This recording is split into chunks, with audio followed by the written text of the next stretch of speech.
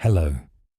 Settle in comfortably, wrap yourself up warmly, and let the gentle whisper of stories carry you into a deep, peaceful sleep.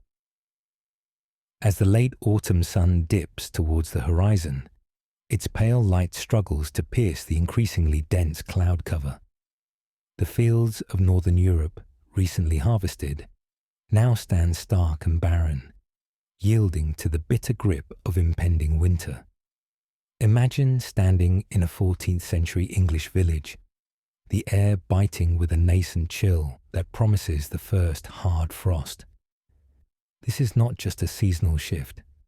For medieval communities, particularly those in higher latitudes such as Scandinavia or the British Isles, the dwindling daylight hours and plummeting temperatures triggered a profound, almost primal anticipation.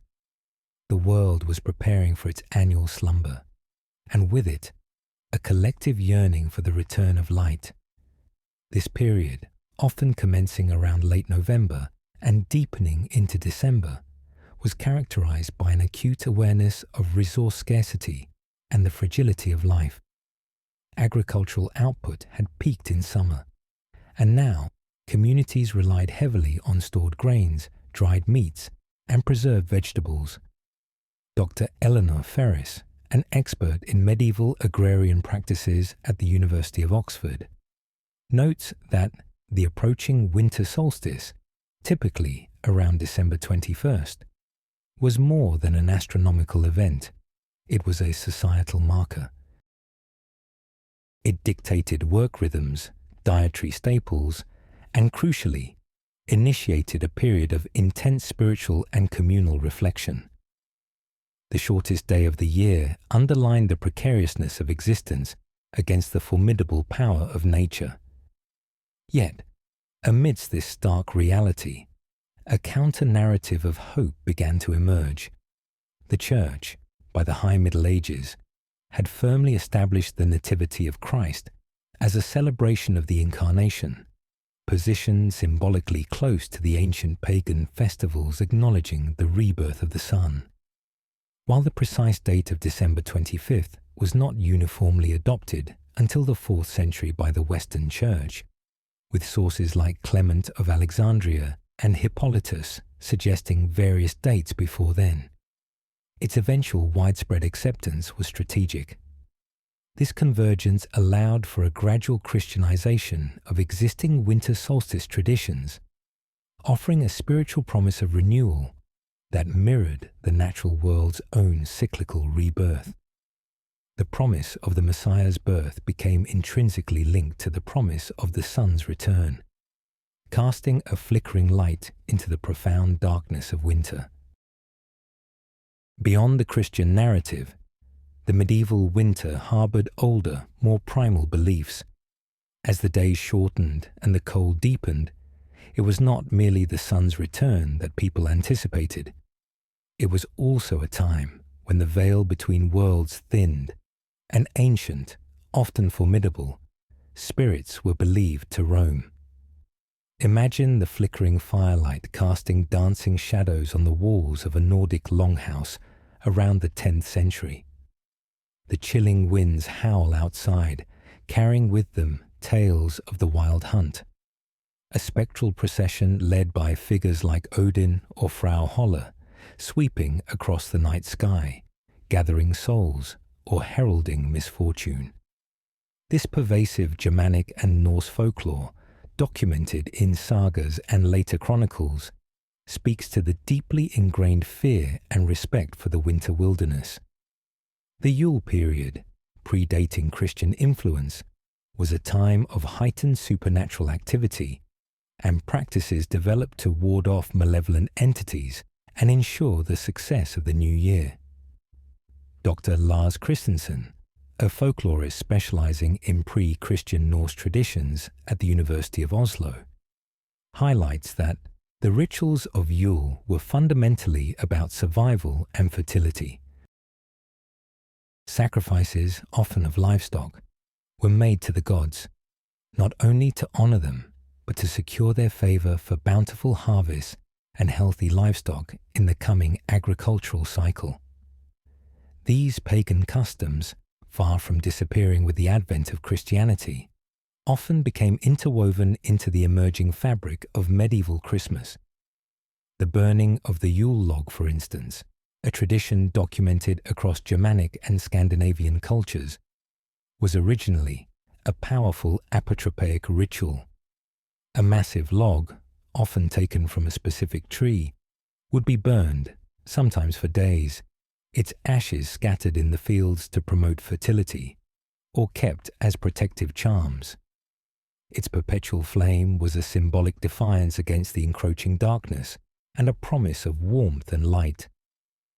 Similarly, the bringing of evergreens indoors, a practice noted in various European regions, represented life enduring through winter's death, a powerful visual reassurance for communities besieged by cold and darkness.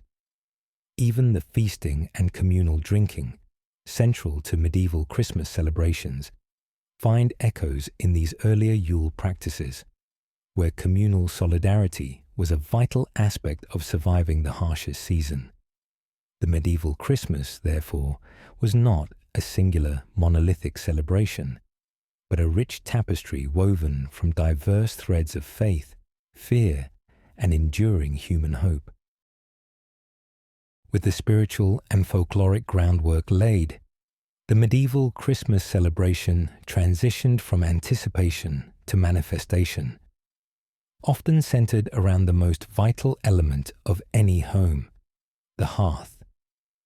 As the winter deepens and the cold becomes almost unbearable, the central fire pit or fireplace isn't just for warmth. It's the heart of domestic life, the epicenter of festivity. Imagine stepping into a humble peasant cottage in rural France during the 13th century. The air, thick with the scent of wood smoke, is surprisingly warm, a stark contrast to the biting wind outside. Hanging above the hearth, perhaps from a spit or directly in the embers, is the undeniable promise of a feast. For the vast majority of medieval society, meat was a rare luxury, reserved predominantly for special occasions. Christmas, being one of the most significant holidays, justified the consumption of animals. Records from manorial accounts and culinary treatises, such as the 14th century English cookbook, the form of curry, indicate a diverse range of festive meats. While wealthier households might roast a boar's head or a swan, smaller holdings would typically opt for goose, duck, or a substantial portion of pork, perhaps from an animal specifically fattened for the occasion. Dr. Alistair Finch, a historical food anthropologist at the University of Edinburgh, emphasizes that the consumption of meat, especially roasted, was not merely sustenance.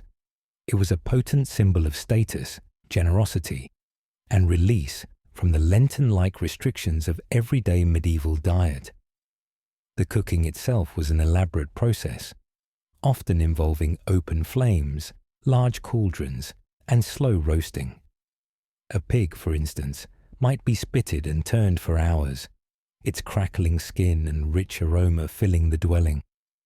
Beyond the centerpiece meat, other dishes would include pottages, thick stews of grains and vegetables, perhaps enriched with what little dairy or fat was available, and simple baked goods. The festive meal was a communal affair, often bringing together immediate family and close neighbors, reinforcing social bonds in an era where community was paramount for survival. The hearth, therefore, was not merely a cooking apparatus. It was the sacred space where sustenance and celebration intertwined, fulfilling both physical hunger and the deep human need for connection and warmth against the encroaching winter. Beyond the flickering flames and the scent of roasting meat, the medieval Christmas atmosphere was further shaped by another crucial sensory detail: the rich, pungent aroma of evergreens. While modern associations with Christmas trees are largely a 19th century invention, The practice of bringing green flora indoors during winter traces its roots deep into medieval and even pagan traditions. Imagine the great hall of a 15th century English manor, its immense stone walls radiating a perpetual chill despite the roaring fire.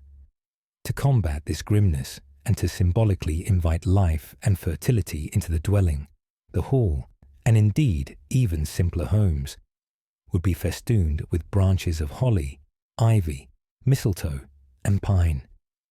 These plants, defying winter's grip by retaining their green vitality, were powerful emblems of enduring life and warding off ill fortune. Evidence for this practice can be found in medieval inventories and household accounts, which occasionally list payments for such seasonal greenery. Dr. Philippa Gregory, a medieval historian specializing in domestic life, points out that these decorations were not just aesthetic, they were infused with superstitious and religious meaning. Holly, with its thorny leaves and red berries, was often linked to Christ's crown of thorns and blood, while ivy symbolized eternal life.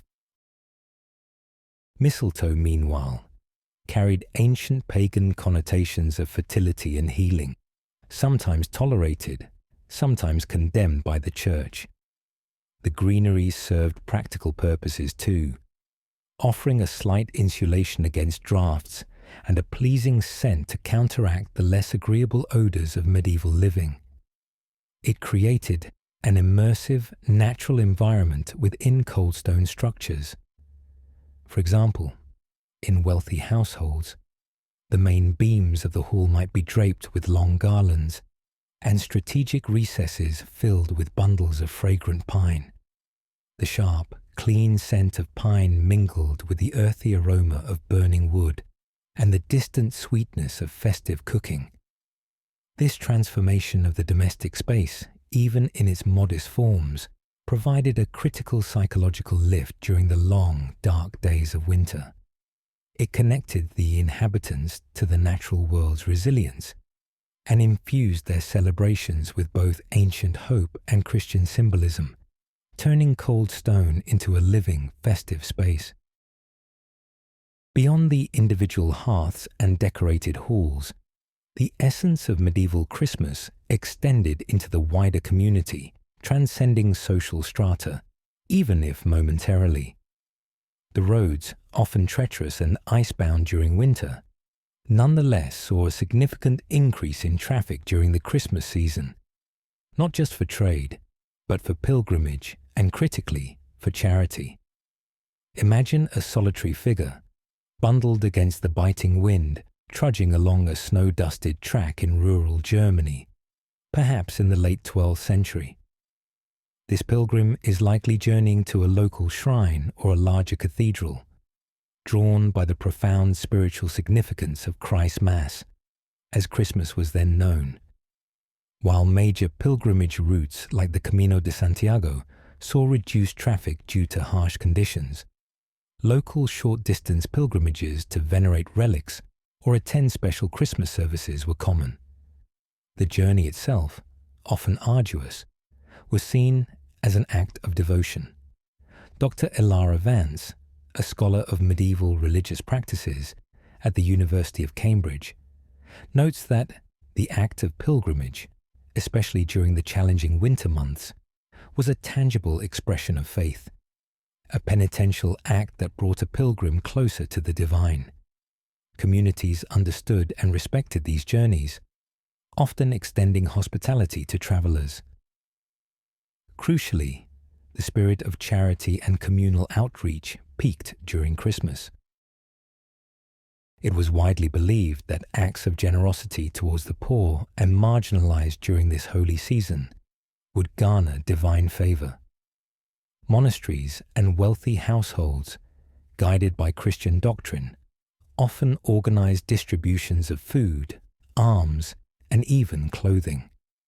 Records from cathedrals in England, such as those of Exeter and Canterbury dating to the 13th and 14th centuries, detail extensive provisions made for feeding the poor in their respective communities during the Christmas period. This wasn't merely a symbolic gesture. For many, these distributions provided critical sustenance during the leanest months of winter.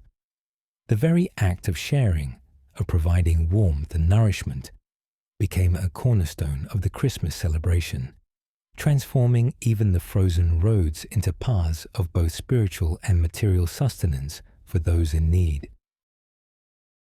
At the heart of the medieval Christmas celebration, transcending the merriment and the material provisions, lay profound spiritual devotion. In a world deeply intertwined with faith, the religious ceremonies of Christmas were not merely observances. They were the very cornerstone of the festivities, a solemn and joyous recognition of the divine incarnation. Imagine descending into the hushed, incense-laden interior of a grand Gothic cathedral in Paris on Christmas Eve, sometime in the 13th century. The air is cold, but the collective breath of the congregants hangs like a mist, while candlelight flickers across soaring arches and stained glass windows depicting biblical scenes. The midnight mass, or missa in Gallicantu, was central to the medieval Christmas liturgy. This service, traditionally beginning at the darkest hour, dramatically announced the birth of Christ, the light of the world, into the profound darkness of both the physical night and a spiritually yearning world. Records from numerous cathedrals, including Chartres and Notre Dame, outline extensive musical preparations and elaborate rituals for these services, often involving processions and the veneration of nativity scenes. Professor David Knowles, a prominent historian of medieval monasticism, points out that, for the medieval person, the church was not just a building, it was a microcosm of heaven on earth. The Christmas services, with their intricate chants, elaborate vestments, and symbolic rituals, offered a powerful, immersive spiritual experience that reaffirmed the central tenets of their faith. For the common villager, the parish church served as the spiritual anchor. While less opulent, their services were no less fervent. Kneeling on cold stone floors, their breath pluming in the frigid air, congregants would participate in lengthy Latin liturgies, their voices joining in Gregorian chants.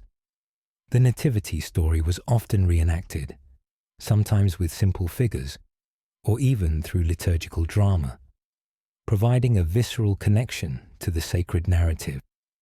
For days leading up to Christmas, and for the following 12 days, the 12 days of Christmas, the church remained the focal point, with multiple masses and prayer services.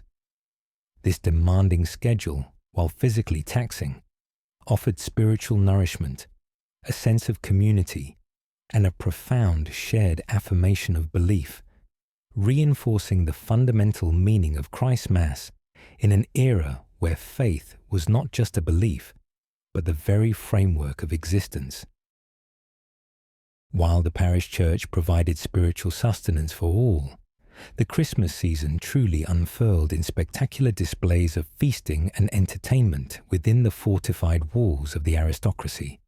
For the noble elite, Christmas was not just a religious holiday, but a critical social and political event, a chance to display wealth, generosity, and power.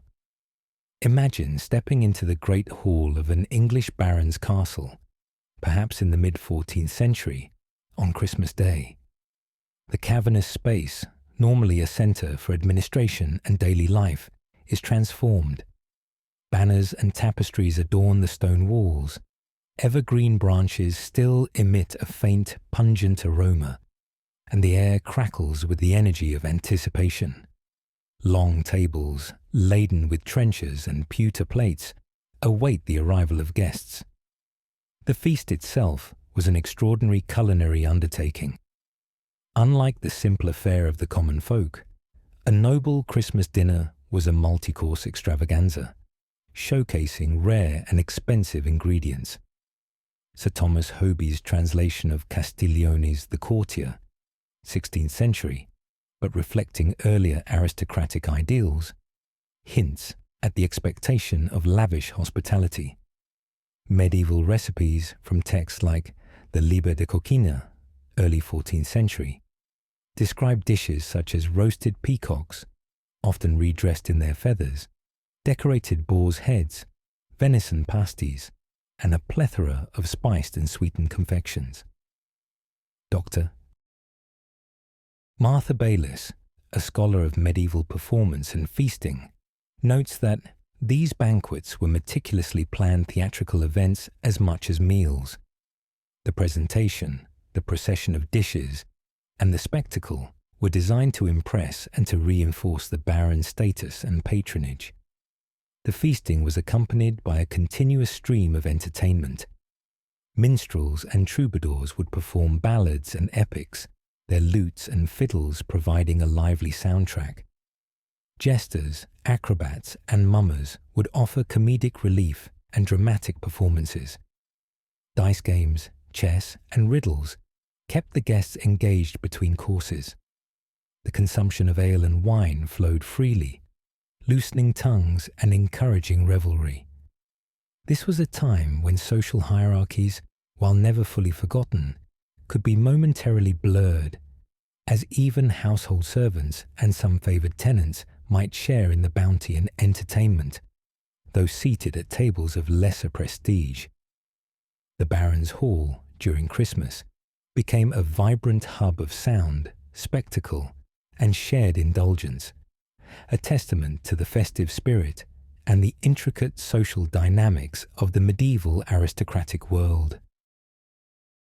While the Baron's Hall glittered with opulence, the Christmas celebration for the majority, the peasant class, was a far more modest affair, though no less significant in its joy and communal spirit.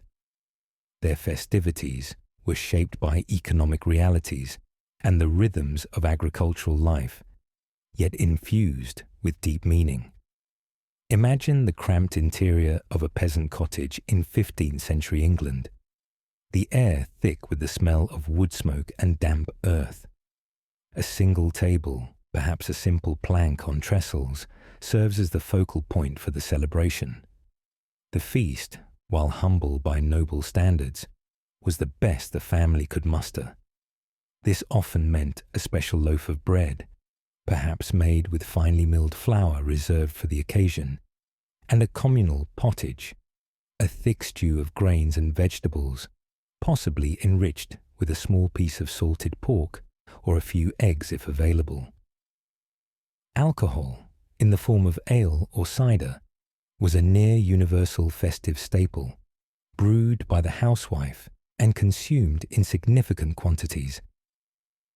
Professor Christopher Dyer, a leading authority on medieval English rural society, highlights that Christmas was a rare opportunity for peasants to consume more than their subsistence diet.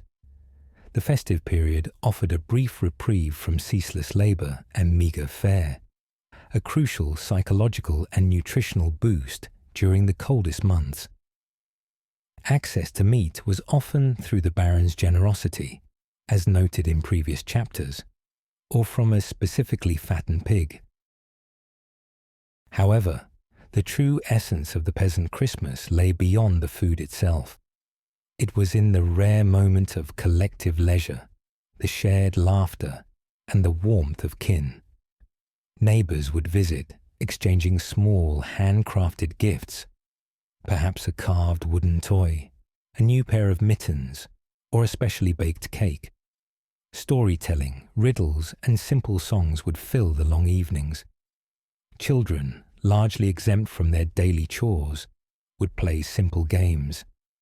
This communal aspect was vital, forging bonds of solidarity that were essential for survival in a challenging world.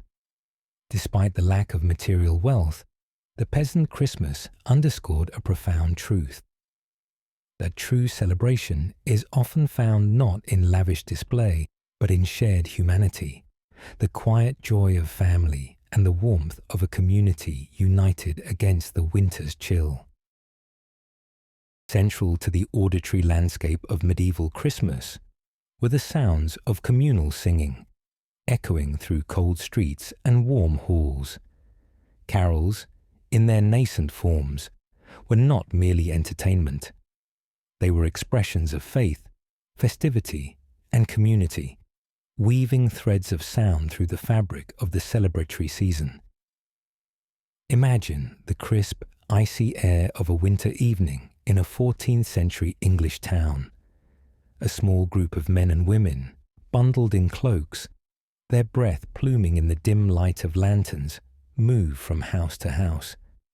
Their voices rise in unison, perhaps a simple melody with a repeating refrain, telling the story of the Nativity.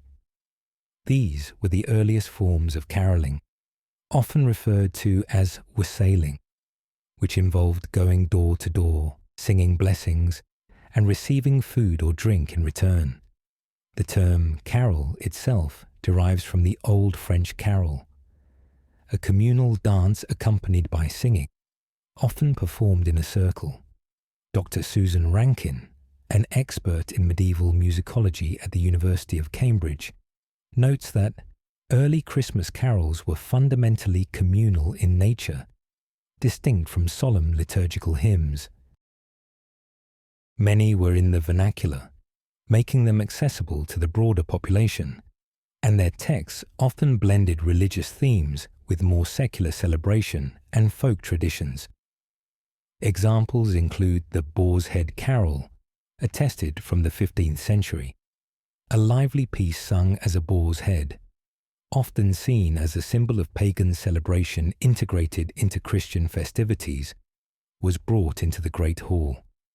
Other carols, like Angelus ad Virginem, a Latin and English mix from the 13th century, focused more purely on the Annunciation. These vocal traditions served multiple purposes. They reinforced religious doctrine in an oral culture, united communities through shared song, and provided entertainment during long winter nights. The act of caroling was also a practical one for the impoverished. A song well sung might earn a poor family a much-needed meal or a few coins.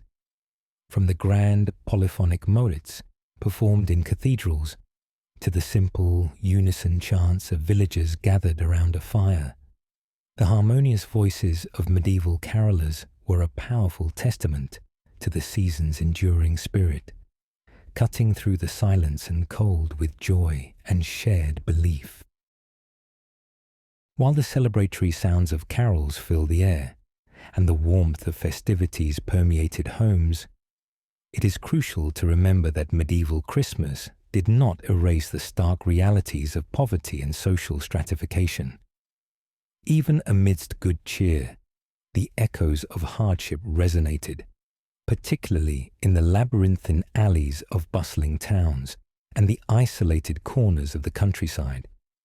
Imagine the biting winter wind whipping through the narrow, unpaved streets of a German town in the early 15th century.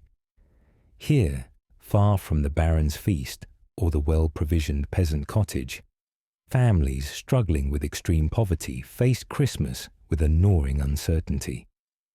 For them, the joy of the season was often tempered by the harsh reality of hunger, cold, and illness. While charitable acts were a cornerstone of Christmas, their efficacy varied greatly depending on the generosity of local lords, monasteries, or guilds.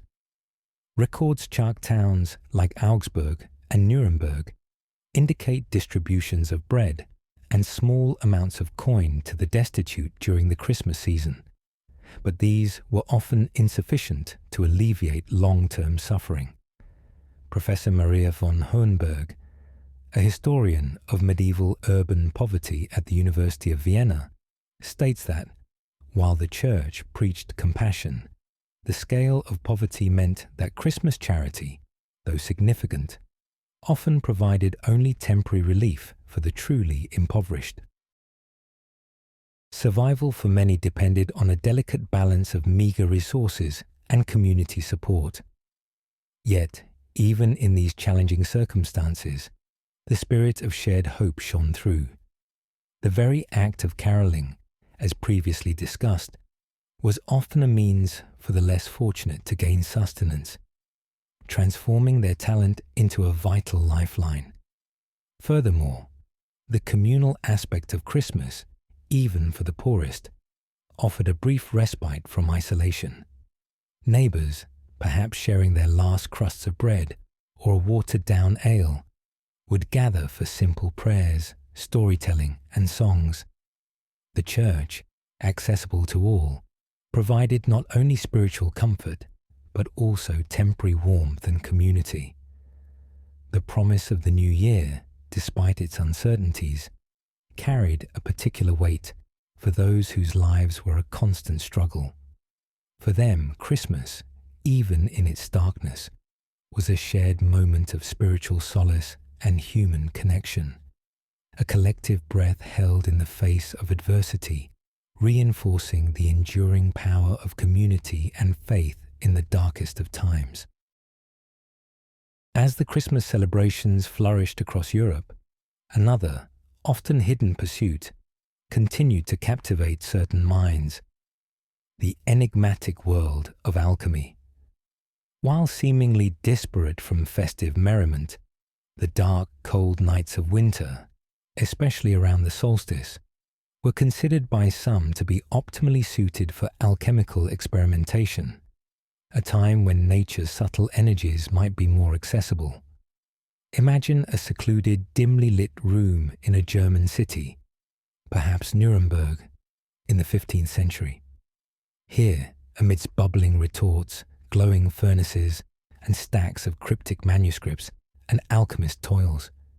The air is thick with a strange confluence of odours: the acrid tang of sulphur, the musky scent of dried herbs, and the sweet metallic hint of heated mercury. Alchemy, in the medieval period, was not merely a fantastical quest for transmuting base metals into gold. It was a complex philosophical system encompassing metallurgy, medicine, astrology, and a profound search for spiritual perfection. Its practitioners, often well-educated, sought the lapis philosophorum, the philosopher's stone, a legendary substance believed to grant eternal life, cure all diseases, and of course, effect transmutation.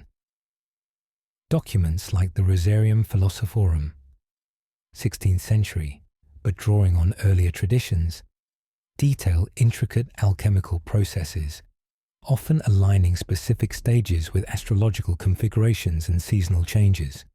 Dr.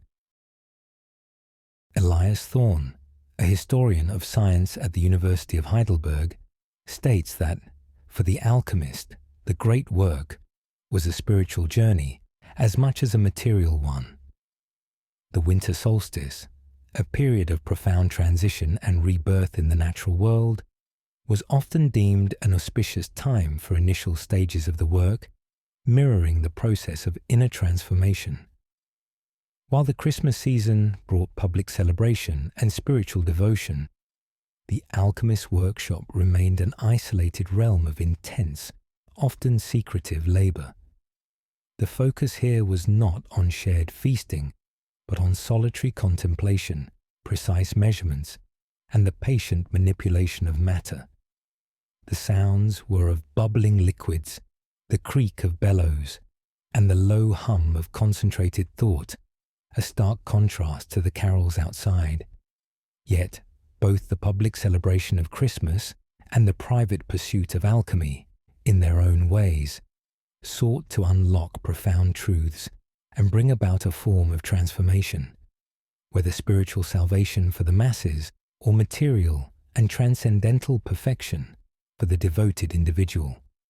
The subtle promise of creation and renewal, albeit through vastly different methodologies, resonated strongly during the heart of winter. Beyond the alchemist's pursuit of cosmic transformation, the medieval winter, with its inherent dangers of illness and cold, also brought a heightened focus on practical, yet often mystical remedies. Healing practices during this period frequently blended empirical knowledge of herbs with a strong belief in the spiritual and supernatural, particularly around the Christmas season. Imagine a small, rustic dwelling in a remote English village, late 13th century. Within, a wise woman or local healer prepares a poultice, her hands moving with practiced efficiency amidst bundles of dried herbs hanging from the rafters. She might be addressing a persistent cough, a chilblain, or a more serious fever, all exacerbated by the harsh winter conditions. While rudimentary medical texts from centres like Salerno or Montpellier existed, access to trained physicians was rare outside urban centres and wealthy courts. For the common folk, healing often lay in the hands of these local practitioners, whose knowledge of plants and their properties was often passed down through generations. Records from monastic infirmaries and herbals dating from the 9th to 15th centuries, like the Leiden Glossary or texts by Hildegard of Bingen, detail the medicinal uses of common plants like willow bark for pain, chamomile for sleep, and various pungent herbs for respiratory ailments, remedies still recognized for their efficacy today. Dr. Clara Benson, an ethnomedicine historian at University College London, notes that the boundary between physical and spiritual healing was exceedingly fluid in the medieval mind. An ailment was not just a bodily malfunction, but could be a spiritual one too. Thus, incantations, prayers, and sometimes even the timing of remedy administration, perhaps at dawn on Christmas Day for added potency, were considered crucial. The Christmas season itself was believed to imbue certain practices with enhanced power. Protective charms, often made from gathered evergreens or specific woods, were thought to ward off winter illnesses or evil spirits believed more active during the long nights. Herbal infusions might be prepared with special blessings. The touching of a holy relic or participation in a Christmas Mass was also considered a powerful curative for various afflictions. These mystical remedies, a blend of observed efficacy and spiritual conviction, offered not only physical relief but also psychological comfort, a vital aspect of health when understanding of disease was limited. In a world where sickness was a constant threat, especially in winter, the hope for healing, often interwoven with the spiritual significance of Christmas, became another poignant facet of medieval life. The medieval Christmas, a period of profound feasting and celebration, was inextricably linked to the practicalities of seasonal animal husbandry. For many households, the promise of festive meat, so central to Christmas fare, began with the brutal necessity of the autumn slaughter. Imagine the crisp, cold air of November in a medieval English village, sometime in the 13th century.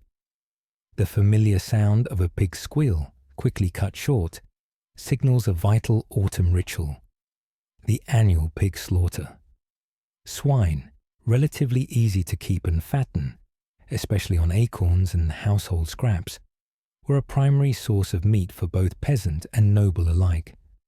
Unlike cattle, which also provided milk and traction, or sheep, valued for wool, pigs were bred almost exclusively for their meat and fat. Historical records from manorial accounts, such as those from Ely Cathedral Priory, frequently detail the number of pigs slaughtered and cured in the lead-up to winter, often around Martinmas, November 11th. Dr. Benedicta Lee, an agricultural historian specializing in medieval foodways at the University of Reading, emphasizes that the autumn slaughter was a critical period for survival. Without refrigeration, meat preservation was paramount, and the large quantities of fat obtained from pigs were essential for preventing spoilage, for cooking, and for lighting. The butchering was a communal and highly skilled affair. Every part of the pig was utilized, embodying the medieval principle of minimal waste. The meat was then carefully processed, salted, smoked, or sometimes even pickled, to ensure it would last through the lean winter months. Hams, bacon, sausages, and black puddings were meticulously prepared. It is from this autumn harvest of pork that much of the Christmas feast would derive. The succulent roasted pork featured so prominently in noble halls, or the more modest, perhaps potted versions found on peasant tables, all trace their origins back to this seasonal act. The pig, therefore, was not just an animal. It was a symbol of winter sustenance and, for Christmas, a tangible promise of plenty, transformed through human ingenuity and labour from a living creature into the very heart of the festive meal. Its sacrifice, a common and accepted part of medieval life, was a stark reminder of the close relationship between sustenance, survival, and celebration. Complementing the savoury meats of the Christmas feast, the medieval bakery provided another layer of festive indulgence, filling kitchens and homes with the comforting aromas of warm bread and exotic spices. The baker's oven, a crucial communal asset, worked overtime during the Christmas period, producing a range of specialized baked goods. Imagine the bustling scene in a communal bakehouse in a 14th century French town, just days before Christmas. The air is thick with the sweet yeasty scent of rising dough and the warmth radiating from the colossal stone oven. While daily bread was a staple, Christmas called for something more. Finer flours, preserved for special occasions, would be used, yielding lighter, whiter loaves. More significantly, this was a time for spiced and sweetened breads and pastries, a rare luxury for many. Spices like cinnamon, nutmeg, cloves, and ginger, imported from distant lands and incredibly expensive, were reserved for the elite or used sparingly in festive preparations.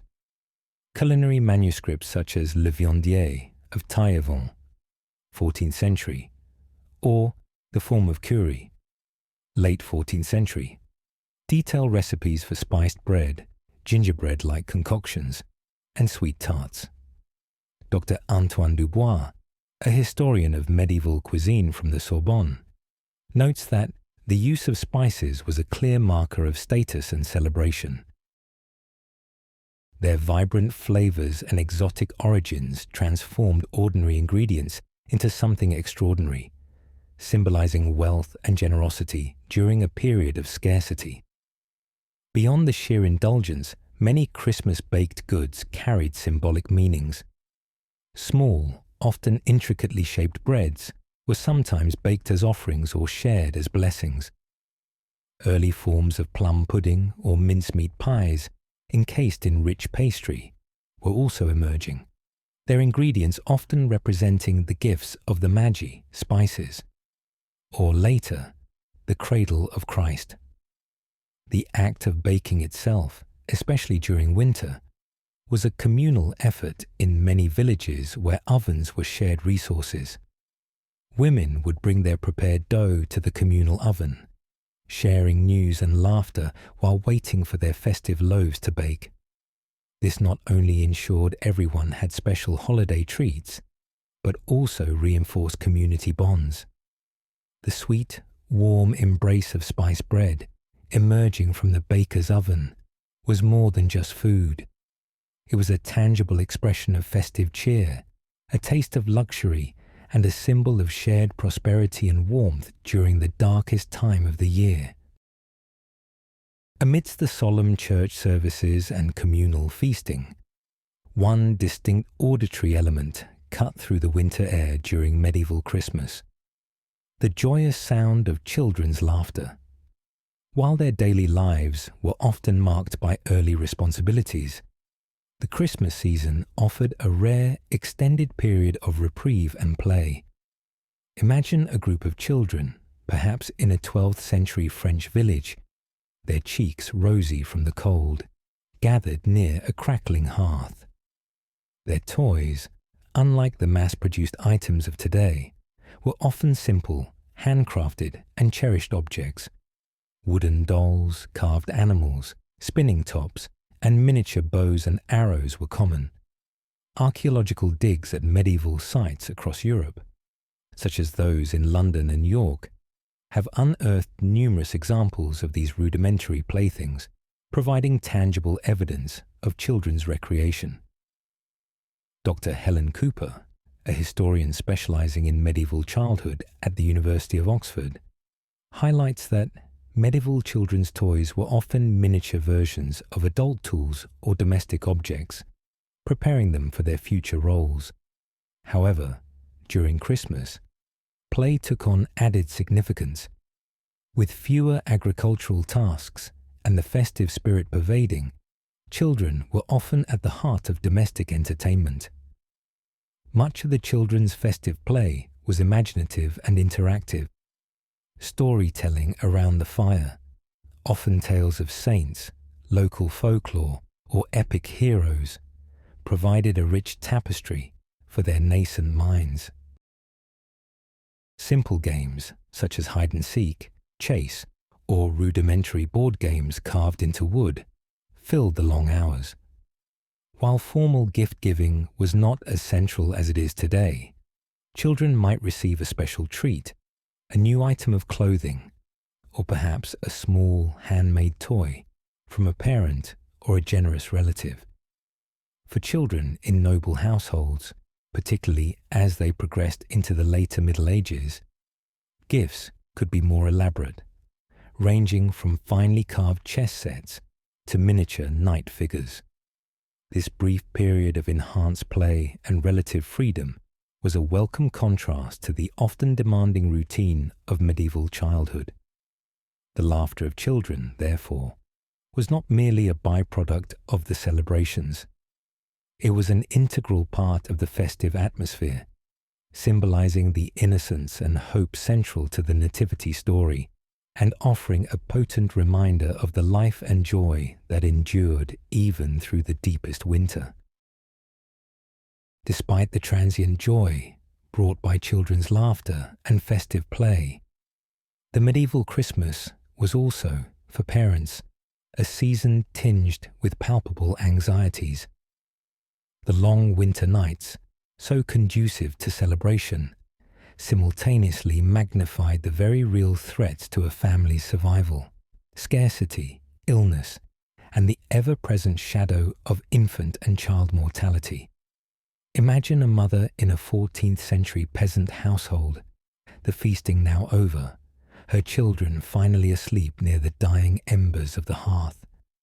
While the day brought cheer, her mind might turn to the dwindling sacks of grain, the meagre stores of dried meat, and the precious few candles needed to stretch the precious light. Famines were a recurrent horror in medieval Europe. Poor harvests in summer meant perilous winters, and even in good years, resources were carefully rationed. Diaries and household accounts, though rare from this social stratum, hint at the meticulous planning required to simply survive the winter. Dr. Sarah Gower, a social historian focusing on medieval family life at the University of London, notes that for medieval parents, Christmas provided a brief emotional respite, but it couldn't erase the deeply ingrained fear of scarcity. They were acutely aware that the coming months would test their ability to feed and warm their children until spring. Beyond hunger, sickness posed an even greater threat, particularly to the young. With limited medical understanding and primitive sanitation, diseases like influenza, pneumonia, and dysentery spread rapidly in crowded, unventilated homes. The high infant and child mortality rates, estimates suggest that up to half of all children might not survive past the age of 10, meant that every illness, every prolonged cough, was a source of profound dread. Parish registers, where they exist, tell a stark story of numerous child burials during the winter months. The spiritual significance of Christmas, therefore, offered not just celebration, but also profound solace and hope for divine protection against these pervasive dangers. While children played, parents carried the heavy weight of their vulnerability, their festive joy tempered by an underlying current of fear for the future. The warmth of the hearth and the community's embrace were not just for celebration. They were vital bulwarks against the relentless, unforgiving realities of the medieval winter. While the secular world engaged in feasting, merriment, and familial gatherings, the monastic communities of medieval Europe observed Christmas with a profound and distinct devotion.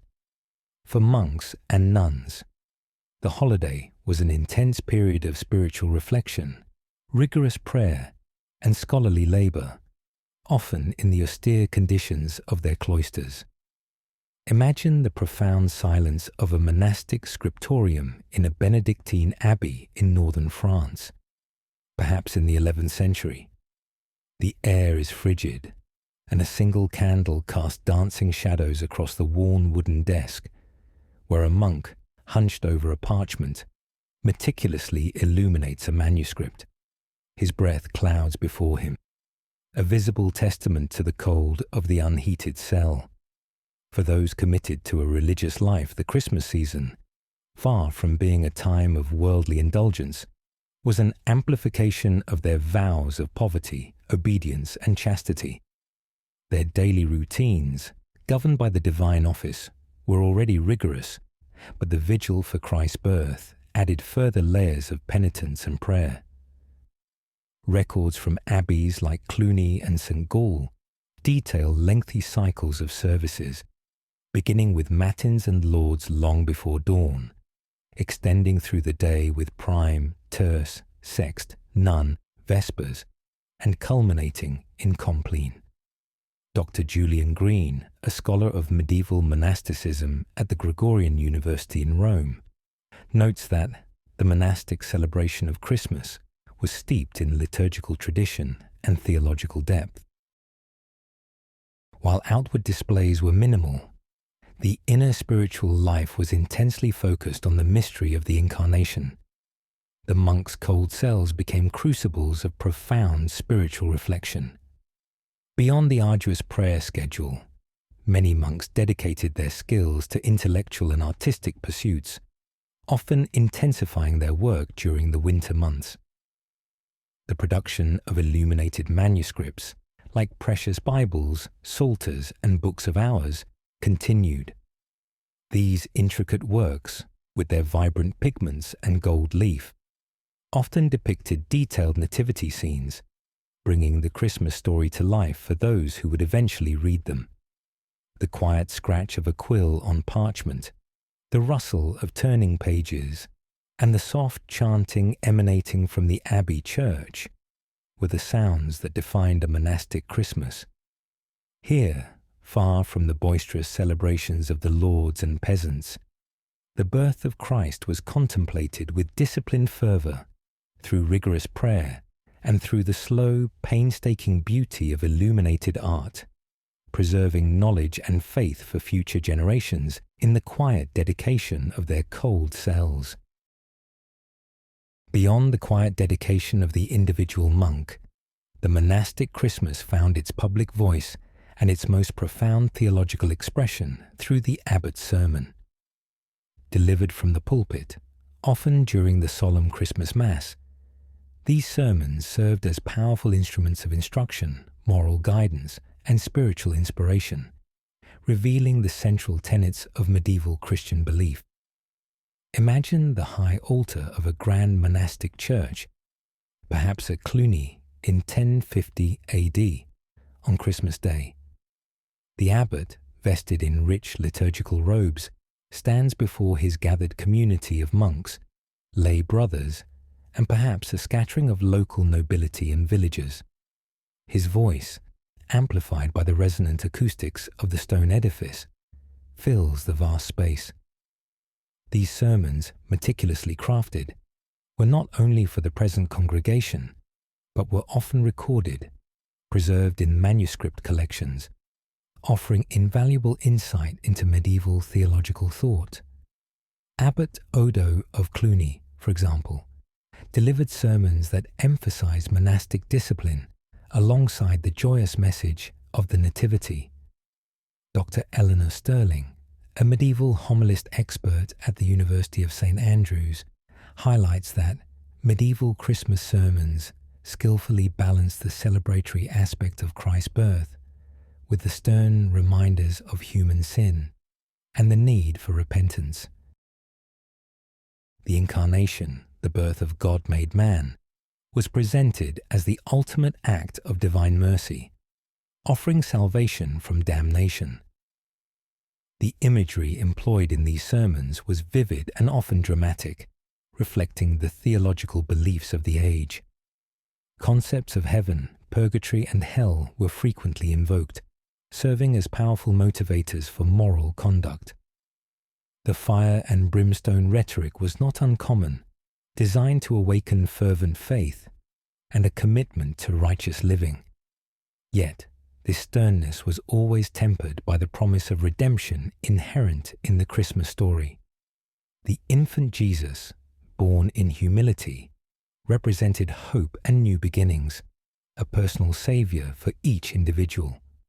The sermon, therefore, was a carefully constructed narrative, reminding the faithful of their fallen state, the terrifying consequences of sin, but most importantly, of the boundless grace offered through Christ's birth. For the medieval listener, the abbot's sermon was more than just words. It was a deeply immersive and transformative experience, one that reinforced the ultimate meaning of their Christmas celebrations and guided their lives within a divinely ordered universe. While the spiritual gravity of Christmas was undeniable, the festive season also offered a vital outlet for entertainment and light-heartedness, particularly within the grand halls of power. Here, amidst the lavish feasts and formal rituals, figures like the jester provided a unique, often irreverent, form of amusement. Imagine the bustling great hall of a 15th century royal court, perhaps that of Henry VIII of England, whose court practices often echoed earlier medieval traditions. The air is thick with the scent of roasting meats and spiced wine. Lords and ladies, arrayed in their finest attire, are engaged in lively conversation. Amidst this splendour, a figure in motley coloured clothes and a cap adorned with bells suddenly leaps onto a table, his face painted in exaggerated expressions. This is the jester or fool, a recognised and often highly valued member of the medieval court. Their role was complex, part entertainer, part social commentator, and occasionally even part confidant to the monarch. While their humour could range from witty wordplay to physical comedy, it often edged into the bawdy or satirical, providing a release valve for societal tensions. Accounts from royal household books, such as those of Edward I and Henry VII, record payments to jesters, indicating their established presence and importance at court functions, especially during festive periods like Christmas. Dr. Eleanor Ferris, a cultural historian specializing in medieval entertainment at the University of Oxford, notes that the jester occupied a privileged position, often the only person allowed to mock the king or lampoon the powerful without fear of severe retribution. Their performance during Christmas feasts was crucial for breaking formal decorum and fostering a sense of relaxed revelry. The jester's gags, spontaneous performances, crude jokes, and often biting observations provided a stark contrast to the reverent church services and the solemnity of court life. Often, their humour derived from inversions of social order, a common theme in medieval festive traditions where, for a short time, the world could be turned upside down. The king, seated at the high table, would watch, perhaps with a bemused smile or a hearty laugh, as his jester playfully challenged norms or offered a risque anecdote that would be unthinkable from a conventional courtier. This carefully managed chaos, a blend of planned entertainment and spontaneous folly, was an essential ingredient in the Christmas celebrations of the elite. It provided both amusement and a subtle reaffirmation of power, as the monarch demonstrated confidence by tolerating even gentle critique, allowing moments of unbridled laughter to punctuate the solemnity of the season. Within the vibrant tapestry of medieval court life during Christmas, amidst the boisterous jesters and lavish feasts, a central figure often moved with a distinct grace and authority: the Queen. Her presence at these festive gatherings was not merely ornamental. It was a potent symbol of power, patronage, and piety, often wielding significant, albeit subtle, influence. Imagine the high table in a royal hall, perhaps in 13th century England, meticulously set for Christmas Day. Bathed in the soft glow of candlelight, Queen Eleanor of Castile, adorned in luxurious silken gowns embroidered with gold and jewels, presides alongside her king. Her posture is regal, her expression composed. While the king might dominate the political and military spheres, the Queen often held considerable sway over household management, courtly culture, and, crucially, acts of public and private charity. Her patronage of artists, poets, and musicians, documented in court records and illuminated manuscripts, enriched the festive experience. For instance, queens like Eleanor of Aquitaine were instrumental in fostering courtly love and artistic expression during great feasts.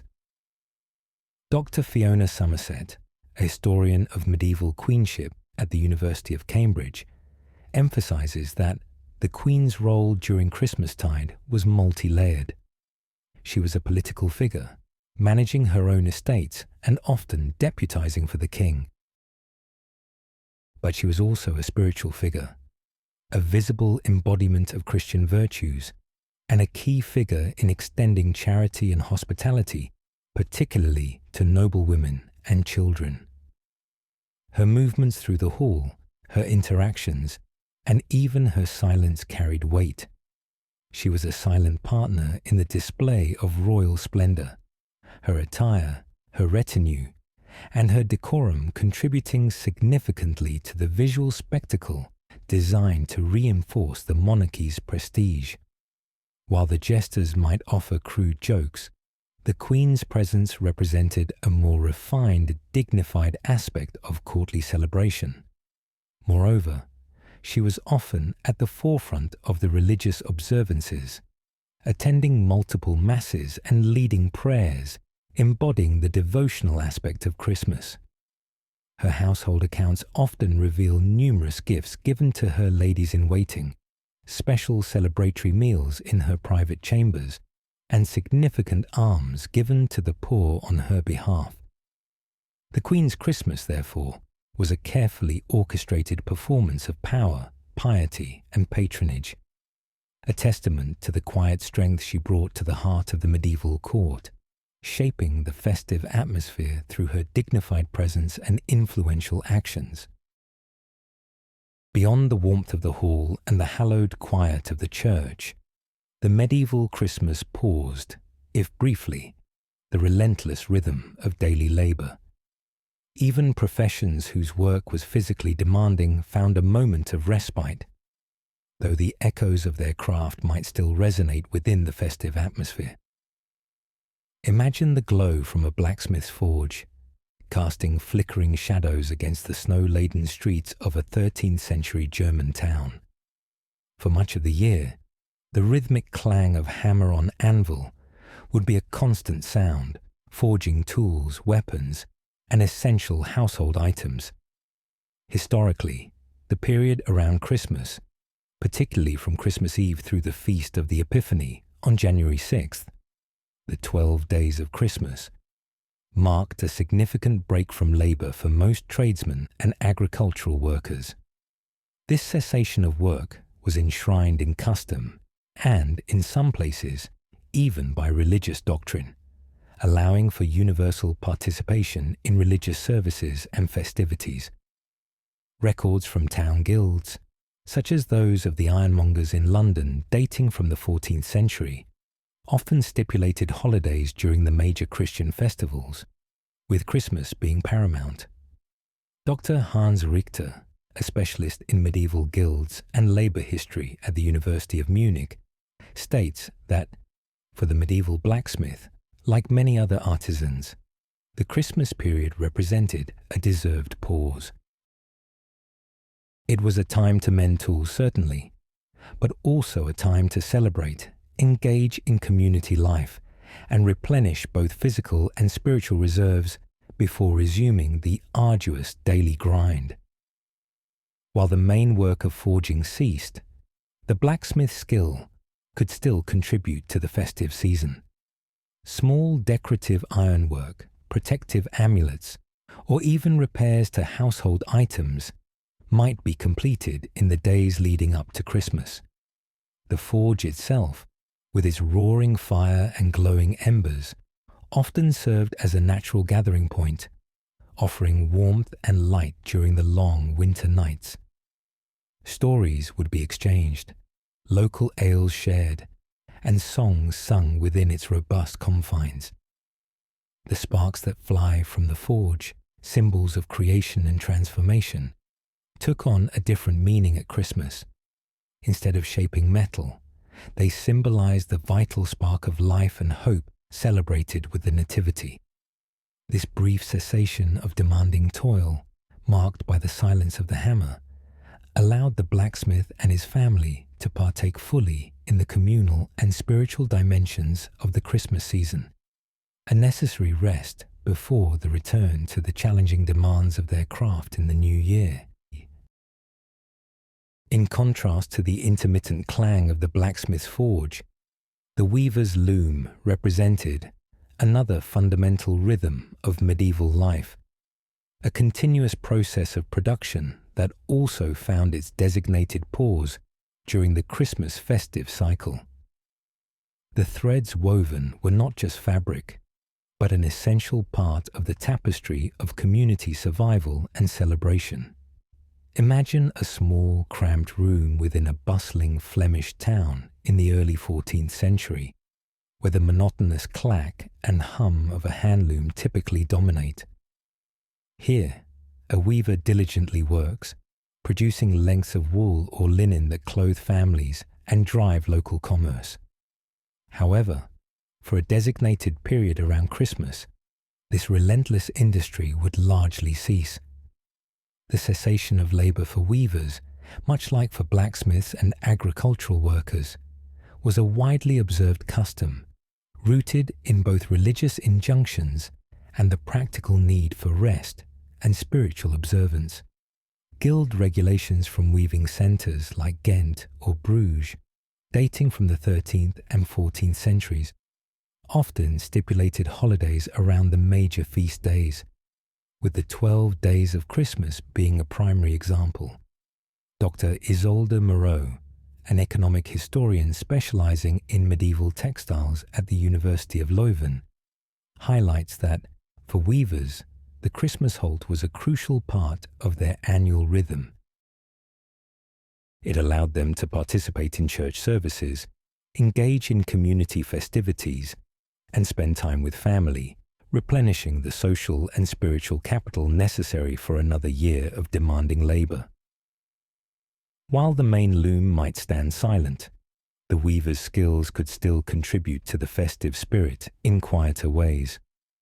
Perhaps a special piece of embroidery for a church vestment or a finely woven tablecloth, worked on in the weeks prior, would be completed. For the vast majority, however, the break meant a chance to put aside the repetitive work of the loom and focus on the communal joys of Christmas. The threads of their daily labour were set aside, to be picked up again in the new year. Instead, the threads of life that occupied them were those of family connection, shared meals, and community bonds, helping to weave the social fabric tighter. The rhythmic motion of the loom, so central to their existence, paused, allowing for a different kind of rhythm to take over, the rhythm of celebration, prayer, and shared human experience. This brief but significant break from the loom underscored the cyclical nature of medieval life, where periods of intense labor were punctuated by essential times of rest and renewal, intricately linked to the profound significance of the Christmas season. While fields lay fallow and workshops grew quiet, one ancient pursuit often intensified during the Christmas season, albeit primarily for the elite: hunting. Beyond mere sport, the pursuit of game in the frozen woods provided a vital, fresh component to the elaborate medieval Christmas feasts, especially in noble households. Imagine the stark beauty of a snow-covered forest in 14th century France. The air is still, save for the crunch of boots on ice and the excited barks of hounds. A hunting party, clad in warm furs and accompanied by falconers and gamekeepers, moves silently through the trees. Hunting, particularly for large game like deer, boar, and hare, was not merely a leisure activity for the nobility. It was a highly ritualized affair, a demonstration of martial skill, wealth, and mastery over nature. The Livre de Chasse, Book of the Hunt, by Gaston Phébus, late 14th century, meticulously details the strategies, customs, and ethics of medieval hunting, emphasizing its importance to aristocratic culture.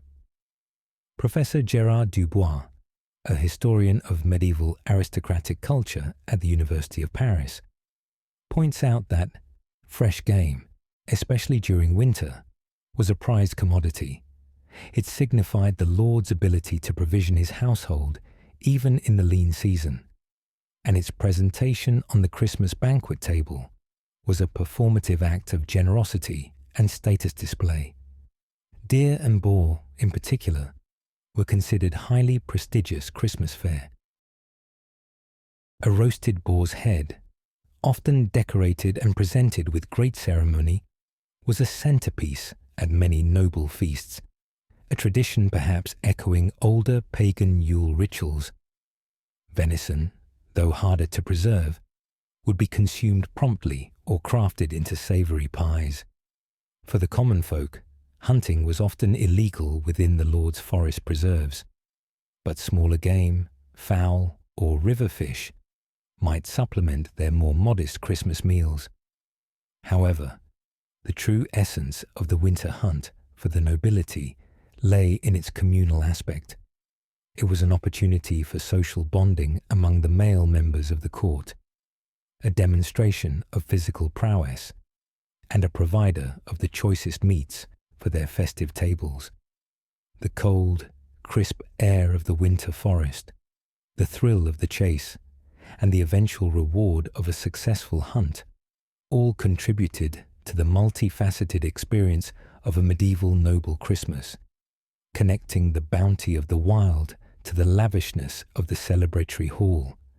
This primal pursuit, deeply ingrained in feudal life, ensured the provision of exceptional food, further cementing Christmas as a time of plenty, particularly for those at the top of the social hierarchy.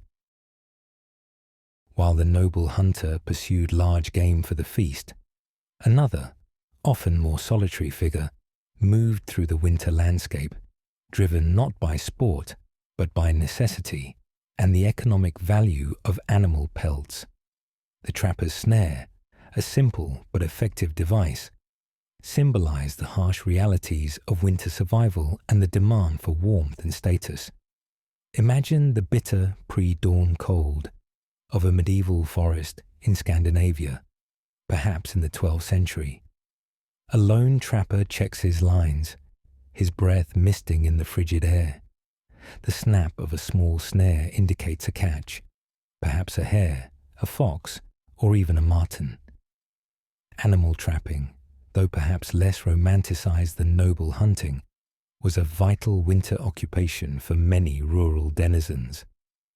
It provided not only supplemental meat for their families, but, more importantly, valuable furs that could be traded for other necessities. Historical accounts, particularly from Northern Europe and Russia, emphasize the significant role of the fur trade in medieval economies. Laws and customs around trapping varied. In some areas, it was a common right for villagers, while in others, it was more restricted, requiring payment or agreement with the landowner. Dr. Astrid Carlson, an environmental historian specializing in medieval Northern Europe at the University of Uppsala, notes that the value of furs soared in winter. They were essential for warmth, but also functioned as a significant commodity in trade, particularly with urban centers and even internationally. The demand for soft, warm furs for lining garments was constant, especially amongst the wealthier classes.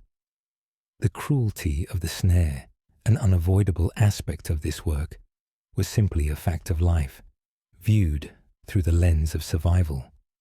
The frozen catch, once retrieved, would be carefully skinned, the pelt meticulously prepared through processes of drying, curing, and sometimes oiling to make it pliable and durable. The resulting furs would then either be used domestically to line cloaks, hats, and gloves, providing crucial insulation against the medieval winter, or taken to market for sale. For Christmas, a well-tanned fur could be transformed into a gift, a sign of affection and provision for a loved one.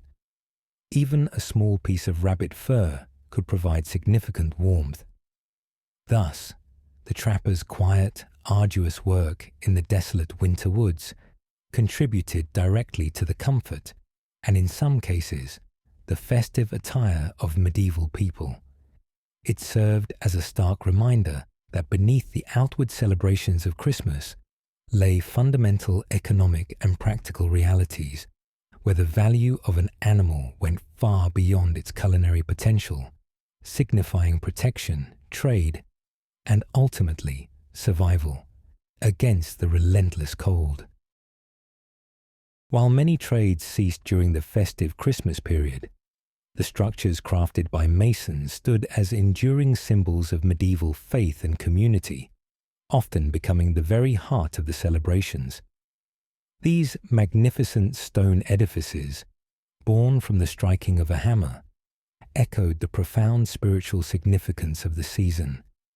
Imagine the stark silhouette of a half-built cathedral reaching towards the winter sky in 13th century France. Though scaffolding might be coated in ice and the mason's hammer silent for the Christmas holiday, the immense efforts of its builders were never truly forgotten. The construction of cathedrals and churches spanned decades, often generations, becoming central projects for cities and regions. These structures were not just buildings. They were physical manifestations of collective piety, serving as both house of God and community hub. Records from cathedral chapters and building accounts, such as those from Canterbury Cathedral or Siena Cathedral, detail the immense cost, labor, and time invested in these colossal religious projects. Professor Michael Postan, a leading economic historian of the Middle Ages, noted the symbiotic relationship. The cathedrals were built by the people, for the people, and were entirely dependent on local faith and patronage. They were tangible symbols of the community's devotion and prosperity. During Christmas, these completed stone marvels became the focal point of spiritual life.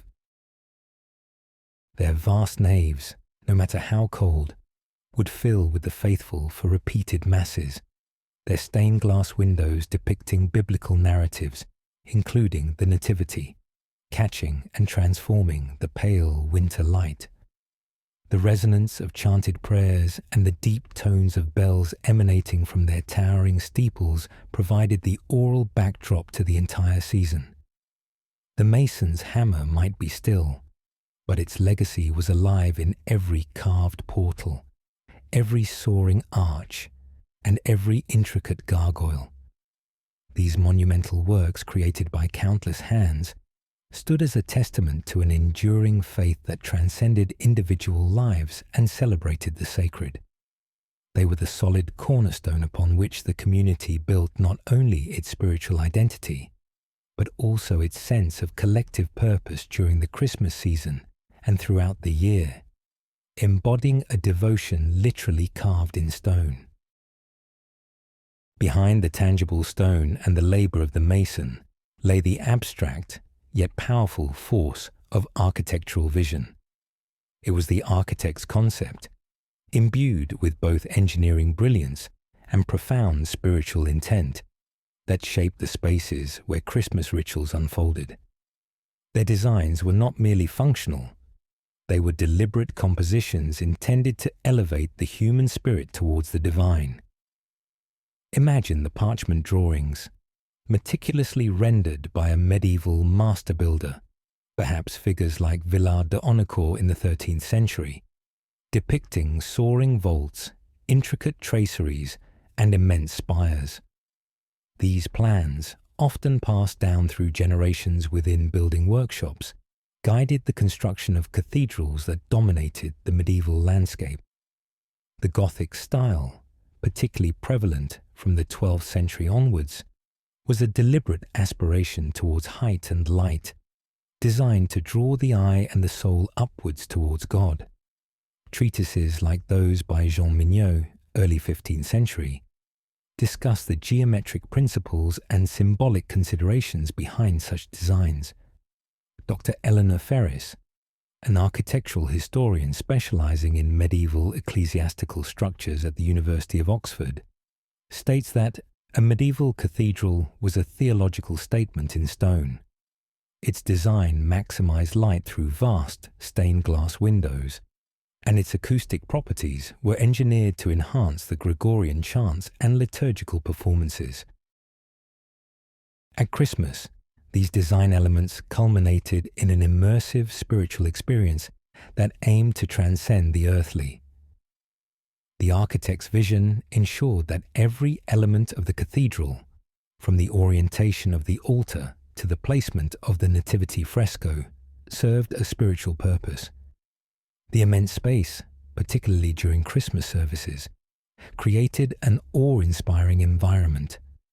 The rising arches and towering columns were metaphors for faith striving towards heaven, while the deliberate absence of heating ensured that the physical cold might contribute to penitential devotion, contrasting sharply with the spiritual warmth within. The light, pouring through stained glass, depicting scenes of the Incarnation, transformed the interior into a vibrant, ethereal realm.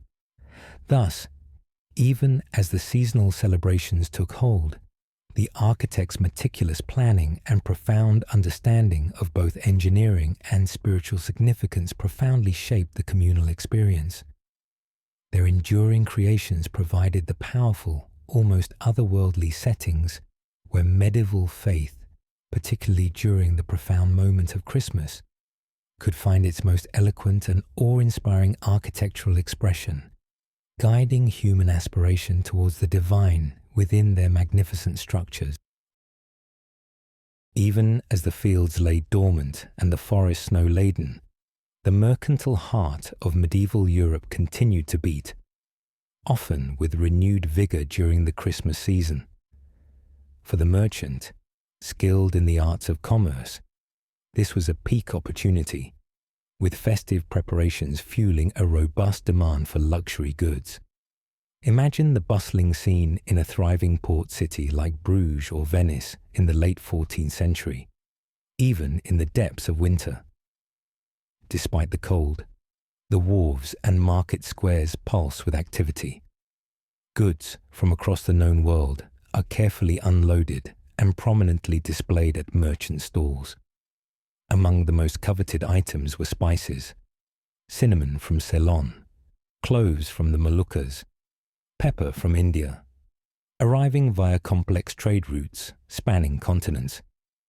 These exotic commodities, highly valued for culinary uses, medicinal properties, and even as status symbols, saw a significant surge in demand during Christmastide, when banquets intensified and spiced drinks flowed freely.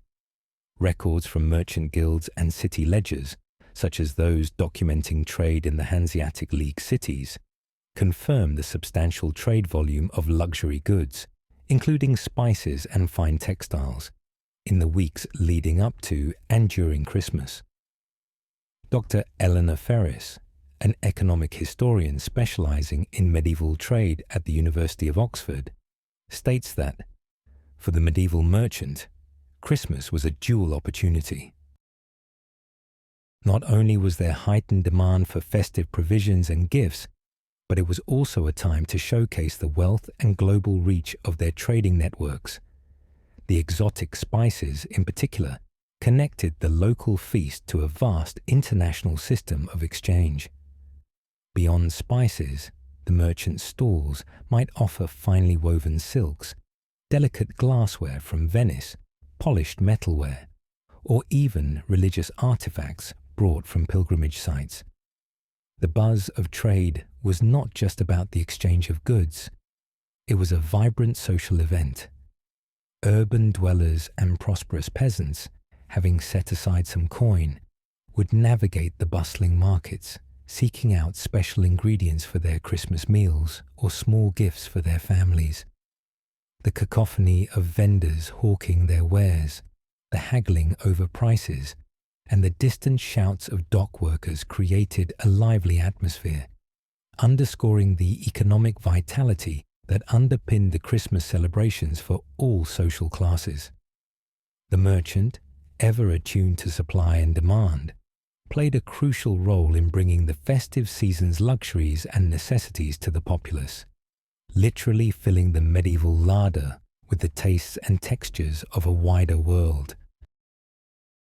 In stark contrast to the burgeoning wealth displayed at the merchant's stall, the medieval Christmas scene was invariably marked by the omnipresent figure of the beggar. For these individuals, ostracized by circumstance or misfortune, the festive season, with its emphasis on charity, offered a precarious lifeline, relying entirely on the kindness of strangers. Imagine the bitter wind whipping through an unlit doorway in a London alleyway in the 1300s. A frail, often elderly figure huddled against the cold, their clothes threadbare, their face etched with hunger. This was the reality for the urban poor, the sick, and the destitute. While the Christmas festivities brought relative abundance to many, for others it merely highlighted their own severe lack. Yet, it also brought hope. Christian theology strongly promoted almsgiving, particularly during holy seasons. Mendicant orders, like the Franciscans and Dominicans, actively collected and distributed charity. Records from charitable bequests and church registers often detail provisions made for feeding the poor at Christmas, such as distributions of bread, ale, or even remnants from festive meals by wealthier households and monasteries. Dr. Bernard O'Driscoll, a social historian of poverty in medieval Europe at the University of Dublin, notes that the presence of beggars was not just an unfortunate byproduct, it was integral to the medieval landscape. Their existence provided an avenue for the faithful to perform acts of Christian charity, especially during Christmas, when the spirit of giving was elevated by the narrative of goodwill. The beggar's cup, therefore, became a powerful symbol. It represented not only their personal plight, but also the collective conscience of a society deeply rooted in faith. Standing outside the vibrant markets or the grand church doors, their silent plea acted as a moral touchstone for those enjoying the festivities.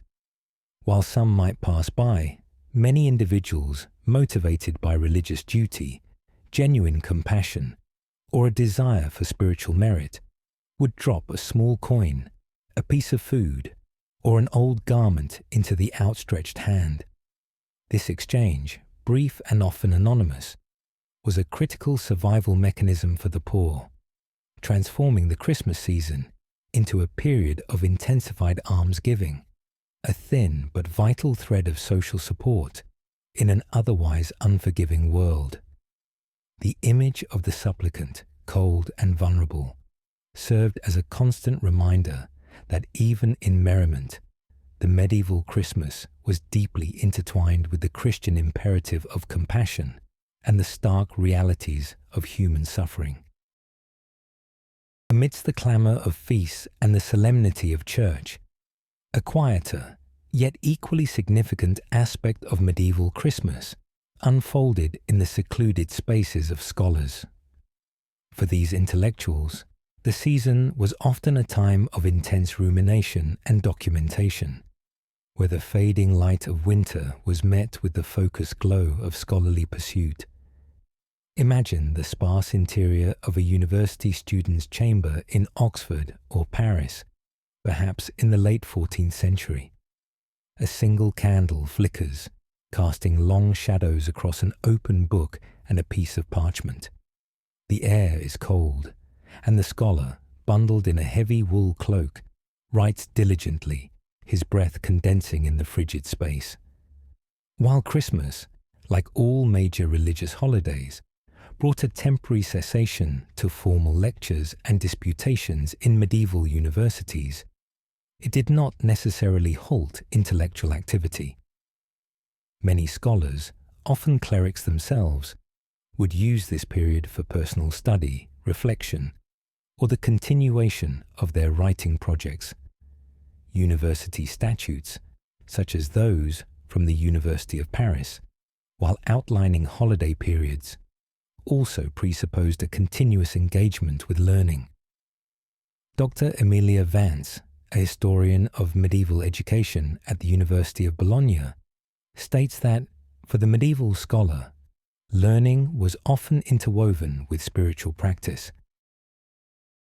The quiet of the Christmas season, away from the usual academic pressures, provided an ideal environment for profound theological or philosophical contemplation, especially on themes relating to the Incarnation and its cosmic significance. The focus was often on illuminated manuscripts, theological treatises, and philosophical debates. The scholar might be copying texts, meticulously annotating them, or composing original works. The act of writing itself was slow and painstaking, using quill, ink, and expensive parchment. The fading natural light of the short winter days pushed these scholars to rely on artificial light sources, further highlighting their dedication. While the common folk celebrated the immediacy of the Nativity through song and feast, the scholar delved into its deeper meaning, its historical context, and its profound implications for theology and human existence. Their work, though often secluded and unobserved, provided the intellectual backbone for much of medieval thought, contributing to the rich tapestry of understanding that informed how Christmas was perceived and celebrated. The quiet scratching of a quill, the turning of an aged page, and the flickering light in a cold study were the unseen elements of a different kind of Christmas celebration, one dedicated to the enduring pursuit of knowledge. While scholars pursued knowledge in solitude, the power of words also resonated outward, shaping the celebratory atmosphere through the vibrant performances of bards and storytellers. For a largely illiterate population, their narratives, whether sacred or secular, were vital conduits of information, tradition, and entertainment, particularly during the lengthy Christmas season. Imagine the flickering firelight illuminating a gathering in a chieftain's hall in Ireland or Scotland, perhaps in the 10th century. A bard, harp in hand, commands the attention of the assembled company. His voice, rich and resonant, fills the space with tales of ancient heroes, mythical creatures, historical sagas, or the miraculous events of the Nativity. These bards, or Philid in Irish tradition, were not merely entertainers. They were keepers of cultural memory, lore, and history. Their craft, meticulously honed, was an essential component of festive gatherings, particularly when long winter nights provided ample opportunity for communal storytelling. Records like the Annals of Ulster and various medieval sagas hint at the reverence accorded to these figures and the significant role of oral tradition in chronicling events and preserving cultural identity. Dr. Mair O'Connor, a Celtic studies scholar at University College Dublin, states that the bardic tradition was a living library for medieval communities. During Christmas, their performances served to connect the present celebration with the deep well of the past, reinforcing social bonds, cultural values, and religious beliefs through the captivating power of narrative. The bard's repertoire was diverse, blending Christian narratives with pre-Christian mythology, demonstrating the synthesis of beliefs often found in medieval culture. They would recount the biblical story of Christ's birth, the journey of the Magi, or the miracles associated with the saints, offering moral instruction and spiritual uplift. Simultaneously, they might weave in tales of the wild hunt, ancient gods, fairies, or local legendary figures, speaking to the enduring presence of older beliefs. The performance was often interactive, with the audience responding with shouts of appreciation or joining in refrains. This oral tradition, delivered in evocative verse, provided a form of entertainment that was both deeply engaging and profoundly educational. The bard's tale, therefore, was more than just a diversion. It was a communal act of remembrance and cultural affirmation. It wove together the threads of history, myth, and faith, using the power of words to enrich the Christmas experience, providing both escapism and a profound connection to the values and stories that defined a community. While Christmas brought festive merriment, it also coincided with the peak of the deadliest season, winter. For the medieval physician, the holiday meant not a cessation of work, but a heightened battle against the pervasive threats of illness and the biting cold that preyed upon a vulnerable population. Imagine the somber interior of a physician's study in a bustling 14th century Italian city, perhaps Florence or Bologna. Books on anatomy and herbal remedies lie open, alongside delicate instruments and small vials of potent concoctions. The physician, attentive and grave, examines a patient shivering with a fever, his skin clammy despite the attempts to warm him. Medieval medical theory, largely based on the ancient Greek humoral system, posited that illness resulted from an imbalance of the four bodily humours: blood, phlegm, yellow bile, and black bile. Winter, with its cold and damp, was thought to increase phlegm, making people more susceptible to coughs, colds, and other respiratory ailments. Records from university medical schools, particularly those of Salerno and Montpellier, detail the prescribed remedies: bitter herbal concoctions, regulated diets, and bloodletting, which was still a common practice. Dr. Elena Petrini, a medical historian at the University of Siena, notes that for medieval physicians, winter was an especially challenging time. The lack of proper sanitation, heating, and nutrition meant that infectious diseases spread rapidly. Their work during Christmas wasn't about celebration, but about mitigating suffering within the limits of their understanding and available treatments. The physician's touch was a blend of limited scientific knowledge, inherited folklore, and often profound spiritual conviction. Patients would be prescribed specific herbs, such as wormwood or gentian, known for their bitter properties, to dry out phlegm or warming spices to restore humoral balance. The Christmas season itself, with its emphasis on spiritual healing, often influenced treatment. Prayers, invocation of saints, and even the giving of alms were considered adjuncts to physical remedies. While others feasted, the physician was often called away, making house visits through the cold streets, his lantern cutting through the dark. His presence offered not just treatment, but also reassurance and the hope of recovery, a critical resource in an era where death was a constant, intimate companion. The physician's work during Christmas was a stark reminder of the fragile balance between life and death in the medieval world, and their tireless efforts in combating the chill of fever against the backdrop of festive celebration. Amidst the backdrop of winter's severity and the physician's battle against illness, the Christmas season also brought forth the profound, miraculous event of new life. For the medieval community, this was a moment of intense vulnerability and immense hope, skillfully navigated by the experienced hands of the midwife. Imagine the flickering light of a single lamp within a humble, quiet room in a 13th century German village. Here, a heavily pregnant woman labors, her family gathered anxiously. Overseeing the process is the village midwife, her hands steady, her voice calm and reassuring. Midwives held positions of immense trust and respect within medieval communities. Their knowledge of childbirth, often passed down orally through generations, was vital in an era with high maternal and infant mortality rates.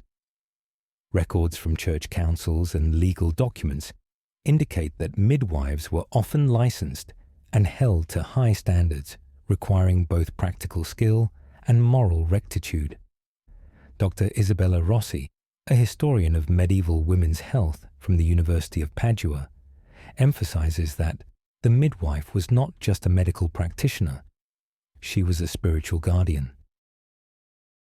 She performed essential rites like emergency baptism if the infant was in danger, and stood as a witness to the profound, sacred mystery of birth, especially poignant during the Christmas season, commemorating the birth of Christ.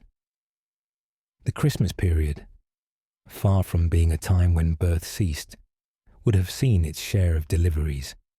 Each new arrival was a testament to the enduring cycle of life in the face of winter's challenges. While the nativity story highlighted a miraculous birth, earthly births were often fraught with danger. The midwife would employ practical techniques, herbal remedies to ease pain or stem bleeding, and prayers, blending the empirical with the spiritual. She understood the physical processes, but also recognized the profound sacredness of bringing a new soul into the world. The warmth of the hearth, the presence of the midwife, and the prayers for a safe delivery were all vital elements in this fragile yet recurrent drama. For medieval families, a birth at Christmas, like the Nativity itself, was a powerful symbol of hope, renewal, and the continuation of the lineage, reinforcing the enduring cycle of generations and the persistent promise of life itself, even against the stark realities of winter. While the sounds of carols and merriment filled towns and castles, another, more sombre, rhythm continued unbroken. High above the festive glow, on the freezing battlements of fortresses and city walls, the guard maintained an unyielding vigil, a stark contrast to the warmth and celebration below. Imagine the biting, relentless wind tearing across the ramparts of a medieval castle in Scotland, perhaps in the 14th century. A lone guard, bundled in thick woolens, paces slowly, his breath misting in the frigid air. The clang of his mailed boots on the stone, the howl of the wind, and the occasional hoot of an owl are the only sounds breaking the profound silence of the winter night. For these men, often conscripted peasants or professional soldiers, there was little respite from their duties, even during Christmas. The security of the lord, the castle, and the surrounding populace depended on their constant watch. Records from castles like Warwick, Caernarfon, and Stirling, detailing garrison lists and watch schedules, show that while the complement might be slightly reduced, continuous guard duty was maintained throughout the year, including during major festivals. Dr. Andrew Chatto, a military historian specializing in medieval fortifications at the University of Edinburgh, notes that the Christmas season, paradoxically, could sometimes be a time of heightened vigilance. While major campaigns often paused, opportunistic raids or unexpected attacks by rival lords could still occur. A castle, no matter how festive inside, remained a military stronghold, and its defences could never be entirely relaxed. The guards' experience of Christmas was one of stark isolation. Below, the windows of the great hall might glow with light, and the faint strains of music might carry on the wind, but on the battlements, it was only the cold, the darkness, and the watchful eye. Their primary concern was not celebratory feasting, but vigilance, detecting any movement in the snow-covered landscape or any approaching threat. It was a role defined by an unyielding sense of duty, a silent sacrifice that enabled the warmth and merriment below. Their very presence underscored the ever-present dangers in the medieval world, reminding all that even in times of peace and spiritual reflection, the need for protection and defense remained paramount. The freezing battlements, therefore, became a powerful symbol of the hard-won peace that allowed others to celebrate, a silent testament to the responsibilities that continued, unbroken, through the heart of the medieval Christmas season. While the guards' watch ensured security, other inhabitants within the fortress walls experienced the Christmas season under far more desperate circumstances. Deep within the castle dungeons, or in the isolated cells of city jails, the prisoner endured Christmas in a chilling tableau of despair, largely untouched by the surrounding festivities. Imagine the absolute darkness of a stone cell, perhaps within the Tower of London, in the 15th century. The air is heavy with damp and a pervasive chill that gnaws at the bones. A lone prisoner, shackled and likely malnourished, can perhaps faintly discern the muffled sounds of distant celebration filtering down from above. A stark and cruel irony to their plight. For those incarcerated, whether for debt, petty crime, or grave political offences, Christmas offered little reprieve. Prison conditions in the medieval period were universally harsh, characterized by cold, hunger, and disease. Records from various medieval prisons, such as the Fleet Prison in London or the Châtelet in Paris, reveal a grim reality of overcrowding, lack of sanitation, and minimal provisions. Dr. Eleanor Ferris, a social historian specializing in medieval justice at the University of Oxford, states that, while some prisoners of high status might receive a visit or a slightly improved meal at Christmas due to the spirit of Christian charity, the vast majority experienced the season in unrelieved misery. The contrast between the celebration outside and their confinement would only deepen their sense of isolation and despair. The only echo of Christmas the prisoner might experience was the occasional chime of a distant church bell, or perhaps the faint strains of a carol carried on the wind. These sounds, intended to uplift, could equally serve as a painful reminder of lost freedom and family. Their vigil mirrored the guards in its isolation, but differed entirely in its intent. For the prisoner, Christmas might provoke an intensified period of spiritual reflection, not out of joy, but out of a desperate hope for divine intervention or a distant pardon.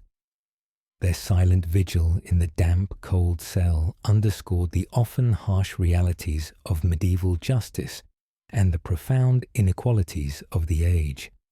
Even amidst the widespread joy and charity associated with Christ's birth, the suffering of the imprisoned remained largely an unacknowledged shadow, a poignant reminder that for some, Christmas was a season of profound hardship and the bitter taste of despair.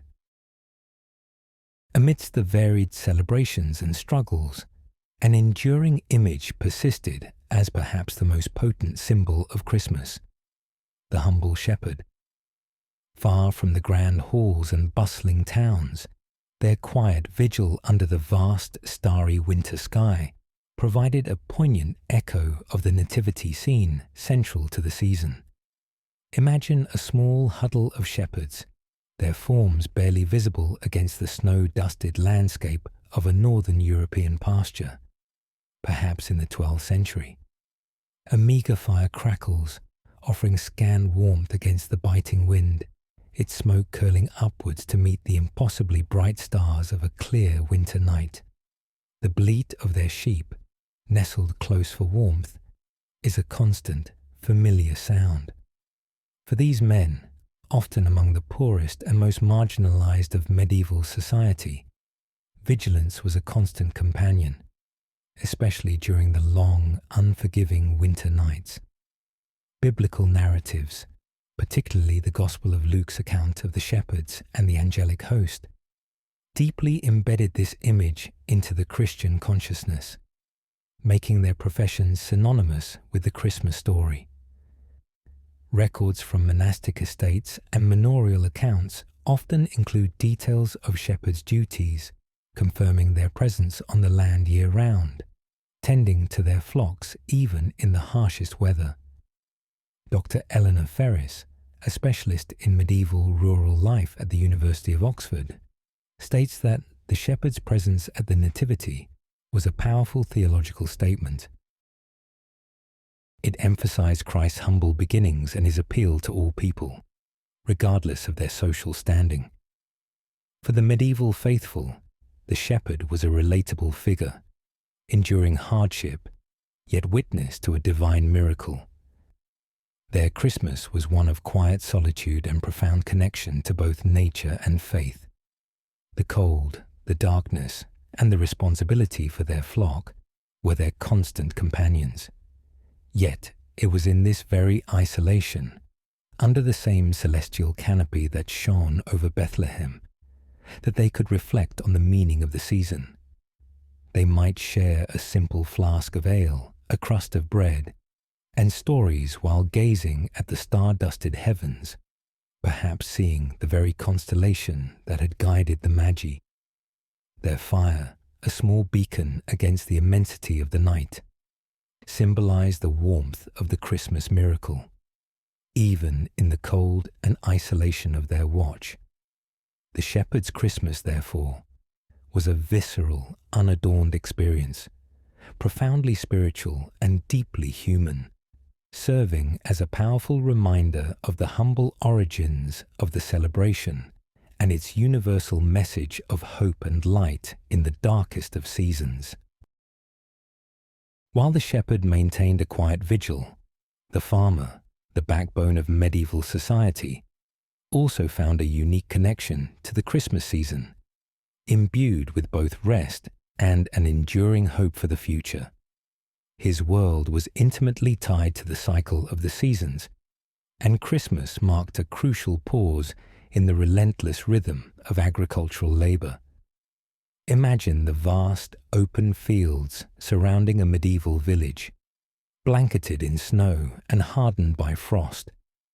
The farmer's plough, once cutting deep furrows in the earth, now stands idly in a barn, its work complete for the year.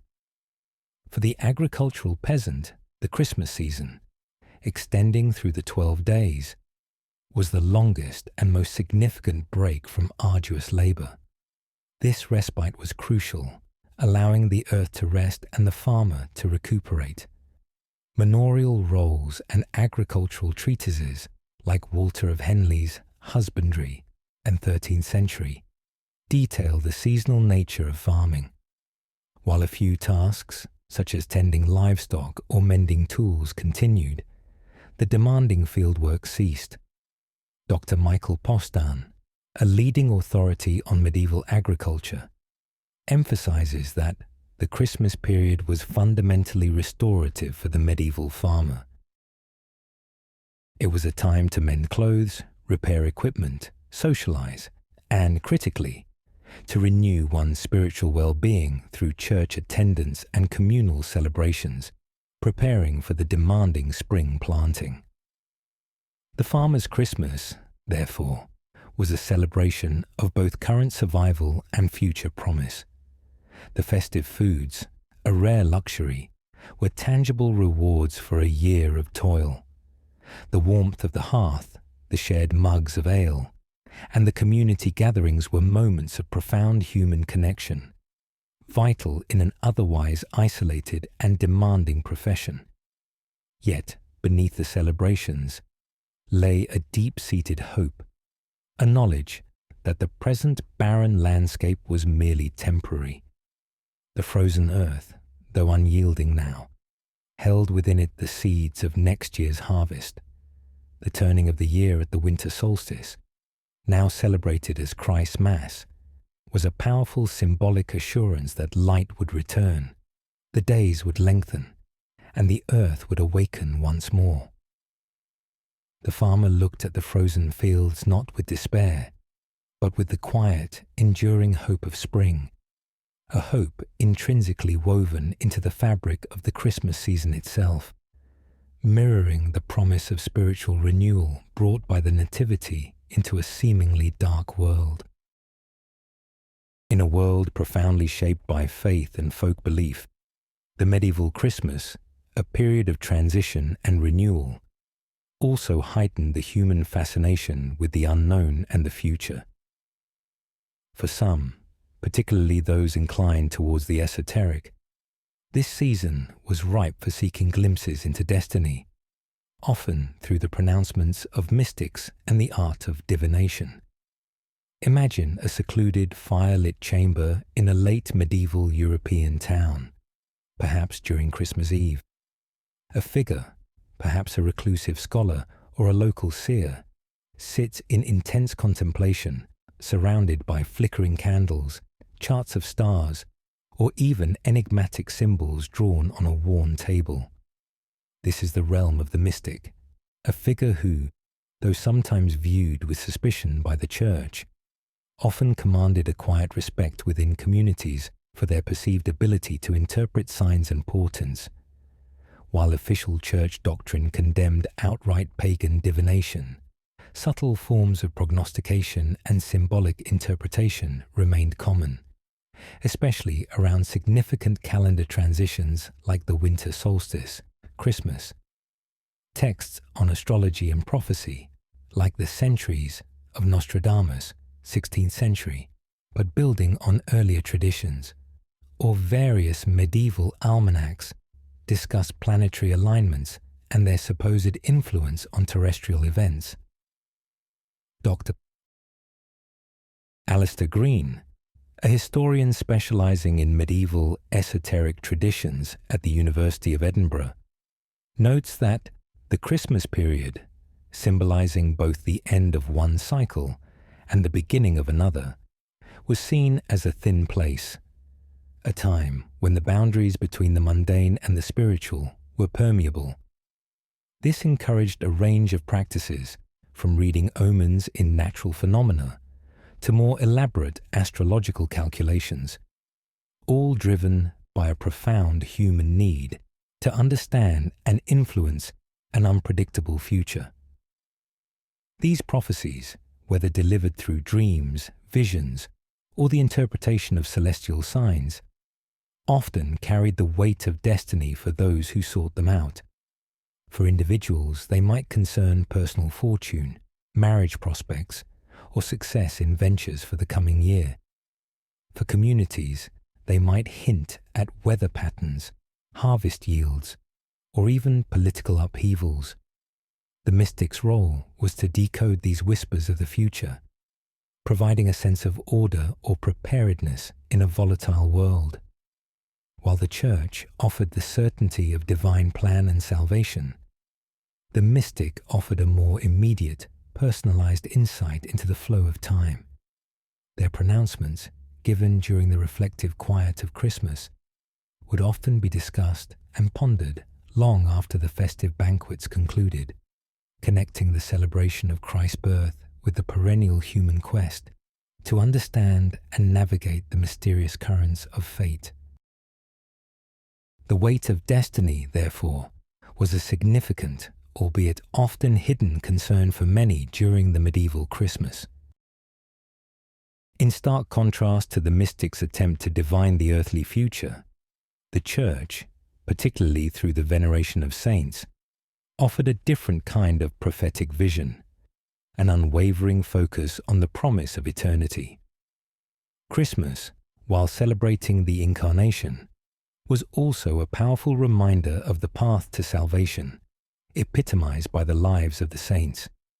Imagine the solemnity of a medieval church on one of the days within the Christmas octave, perhaps December 26th, the Feast of St. Stephen, or December 28th, the Feast of the Holy Innocents. The congregation, hushed and reverent, listens as the life and martyrdom of a saint are recounted. For medieval Christians, saints were not distant figures. They were intercessors, powerful examples of faith, and tangible links to the divine.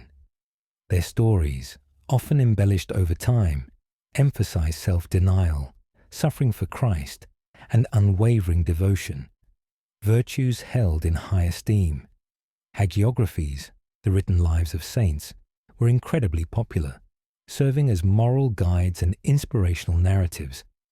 They often detailed acts of extreme piety, enduring hardship, and miraculous feats.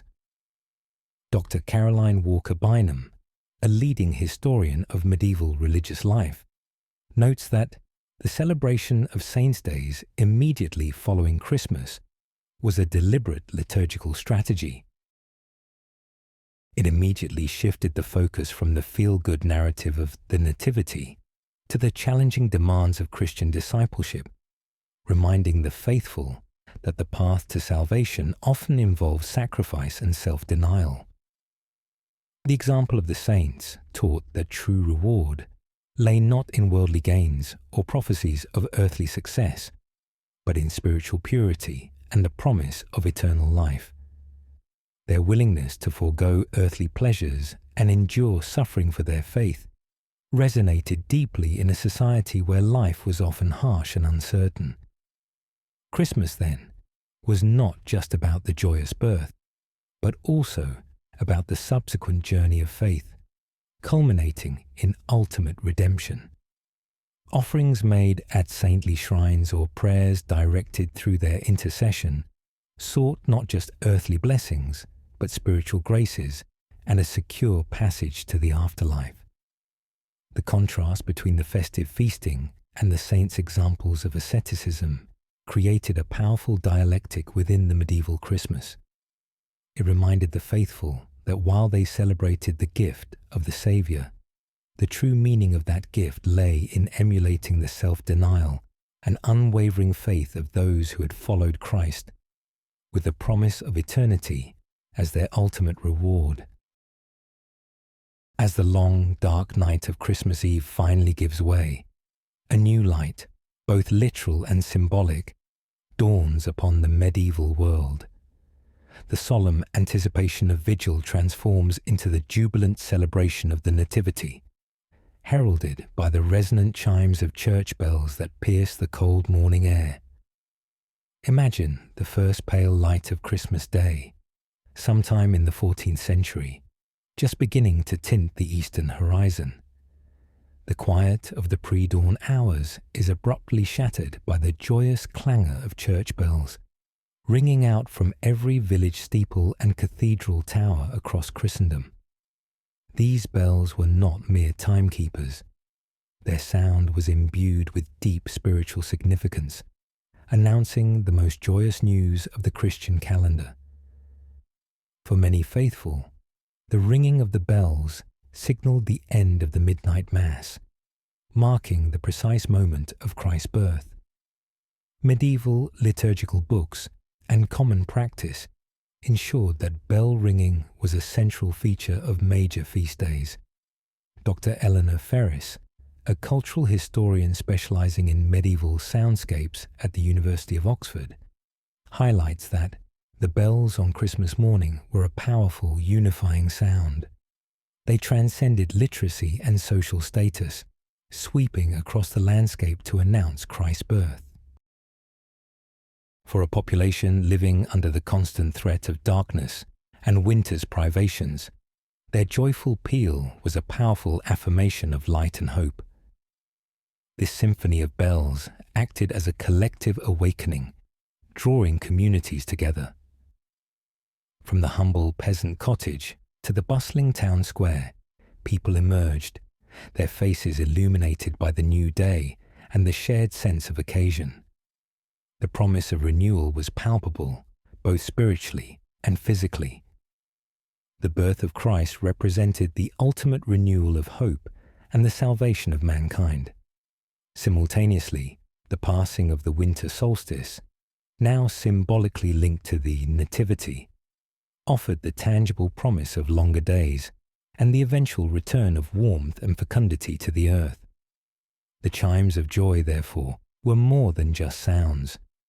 They were a profound expression of communal faith, a collective sigh of relief as the longest night passed, and an enthusiastic embrace of the returning light. This dawn was a moment of profound significance, signifying not only the birth of Christ, but also the perennial rebirth of hope, community, and the promise of a new, brighter cycle after the darkness of winter. From the first frost to the final chime of joy, our journey through the medieval Christmas reveals a celebration far richer and more complex than often imagined. It was a season born of deep faith, ancient tradition, and the unyielding human spirit, echoing across the ages with surprising resonance. The Christmas celebrated by medieval people was not merely a singular event, but a prolonged period of reflection, feasting, and community, profoundly shaped by the harsh realities of winter. Whether in the opulent halls of a baron, the humble warmth of a peasant's cottage, or the austere silence of a monastery, Christmas served as a vital anchor in a challenging world. The blending of pagan winter rites with Christian doctrine created a uniquely rich cultural tapestry, where the Yule log might burn alongside the nativity scene. Dr. Alistair Green, a cultural historian, reminds us that the medieval Christmas experience was universal in its reach, touching every social stratum, yet deeply particular in its expression, shaped by one's status, region, and immediate circumstances. The universal themes we still recognize today, family, generosity, hope, and the triumph of light over darkness, were present, though often expressed through different customs. The enduring spirit of medieval Christmas lies in its profound ability to balance the spiritual with the earthly, the somber with the joyous. It was a time when charity became paramount, when communities knit themselves closer together, and when the promise of renewal, both spiritual and agricultural, was most keenly felt. From the meticulous labor of the scholar and the quiet vigil of the shepherd, to the shared laughter of children and the stoic watch of the guard, every facet of medieval society found its place within this festive season. The echoes of these past celebrations resonate with us still, reminding us that many of our own traditions, from carols to festive feasting, have deep roots in this distant past. The story of medieval Christmas is, ultimately, a testament to humanity's enduring need for hope, connection, and meaning, especially when facing the longest nights and the bitterest cold, a need that transcends centuries and continues to shape our celebrations today.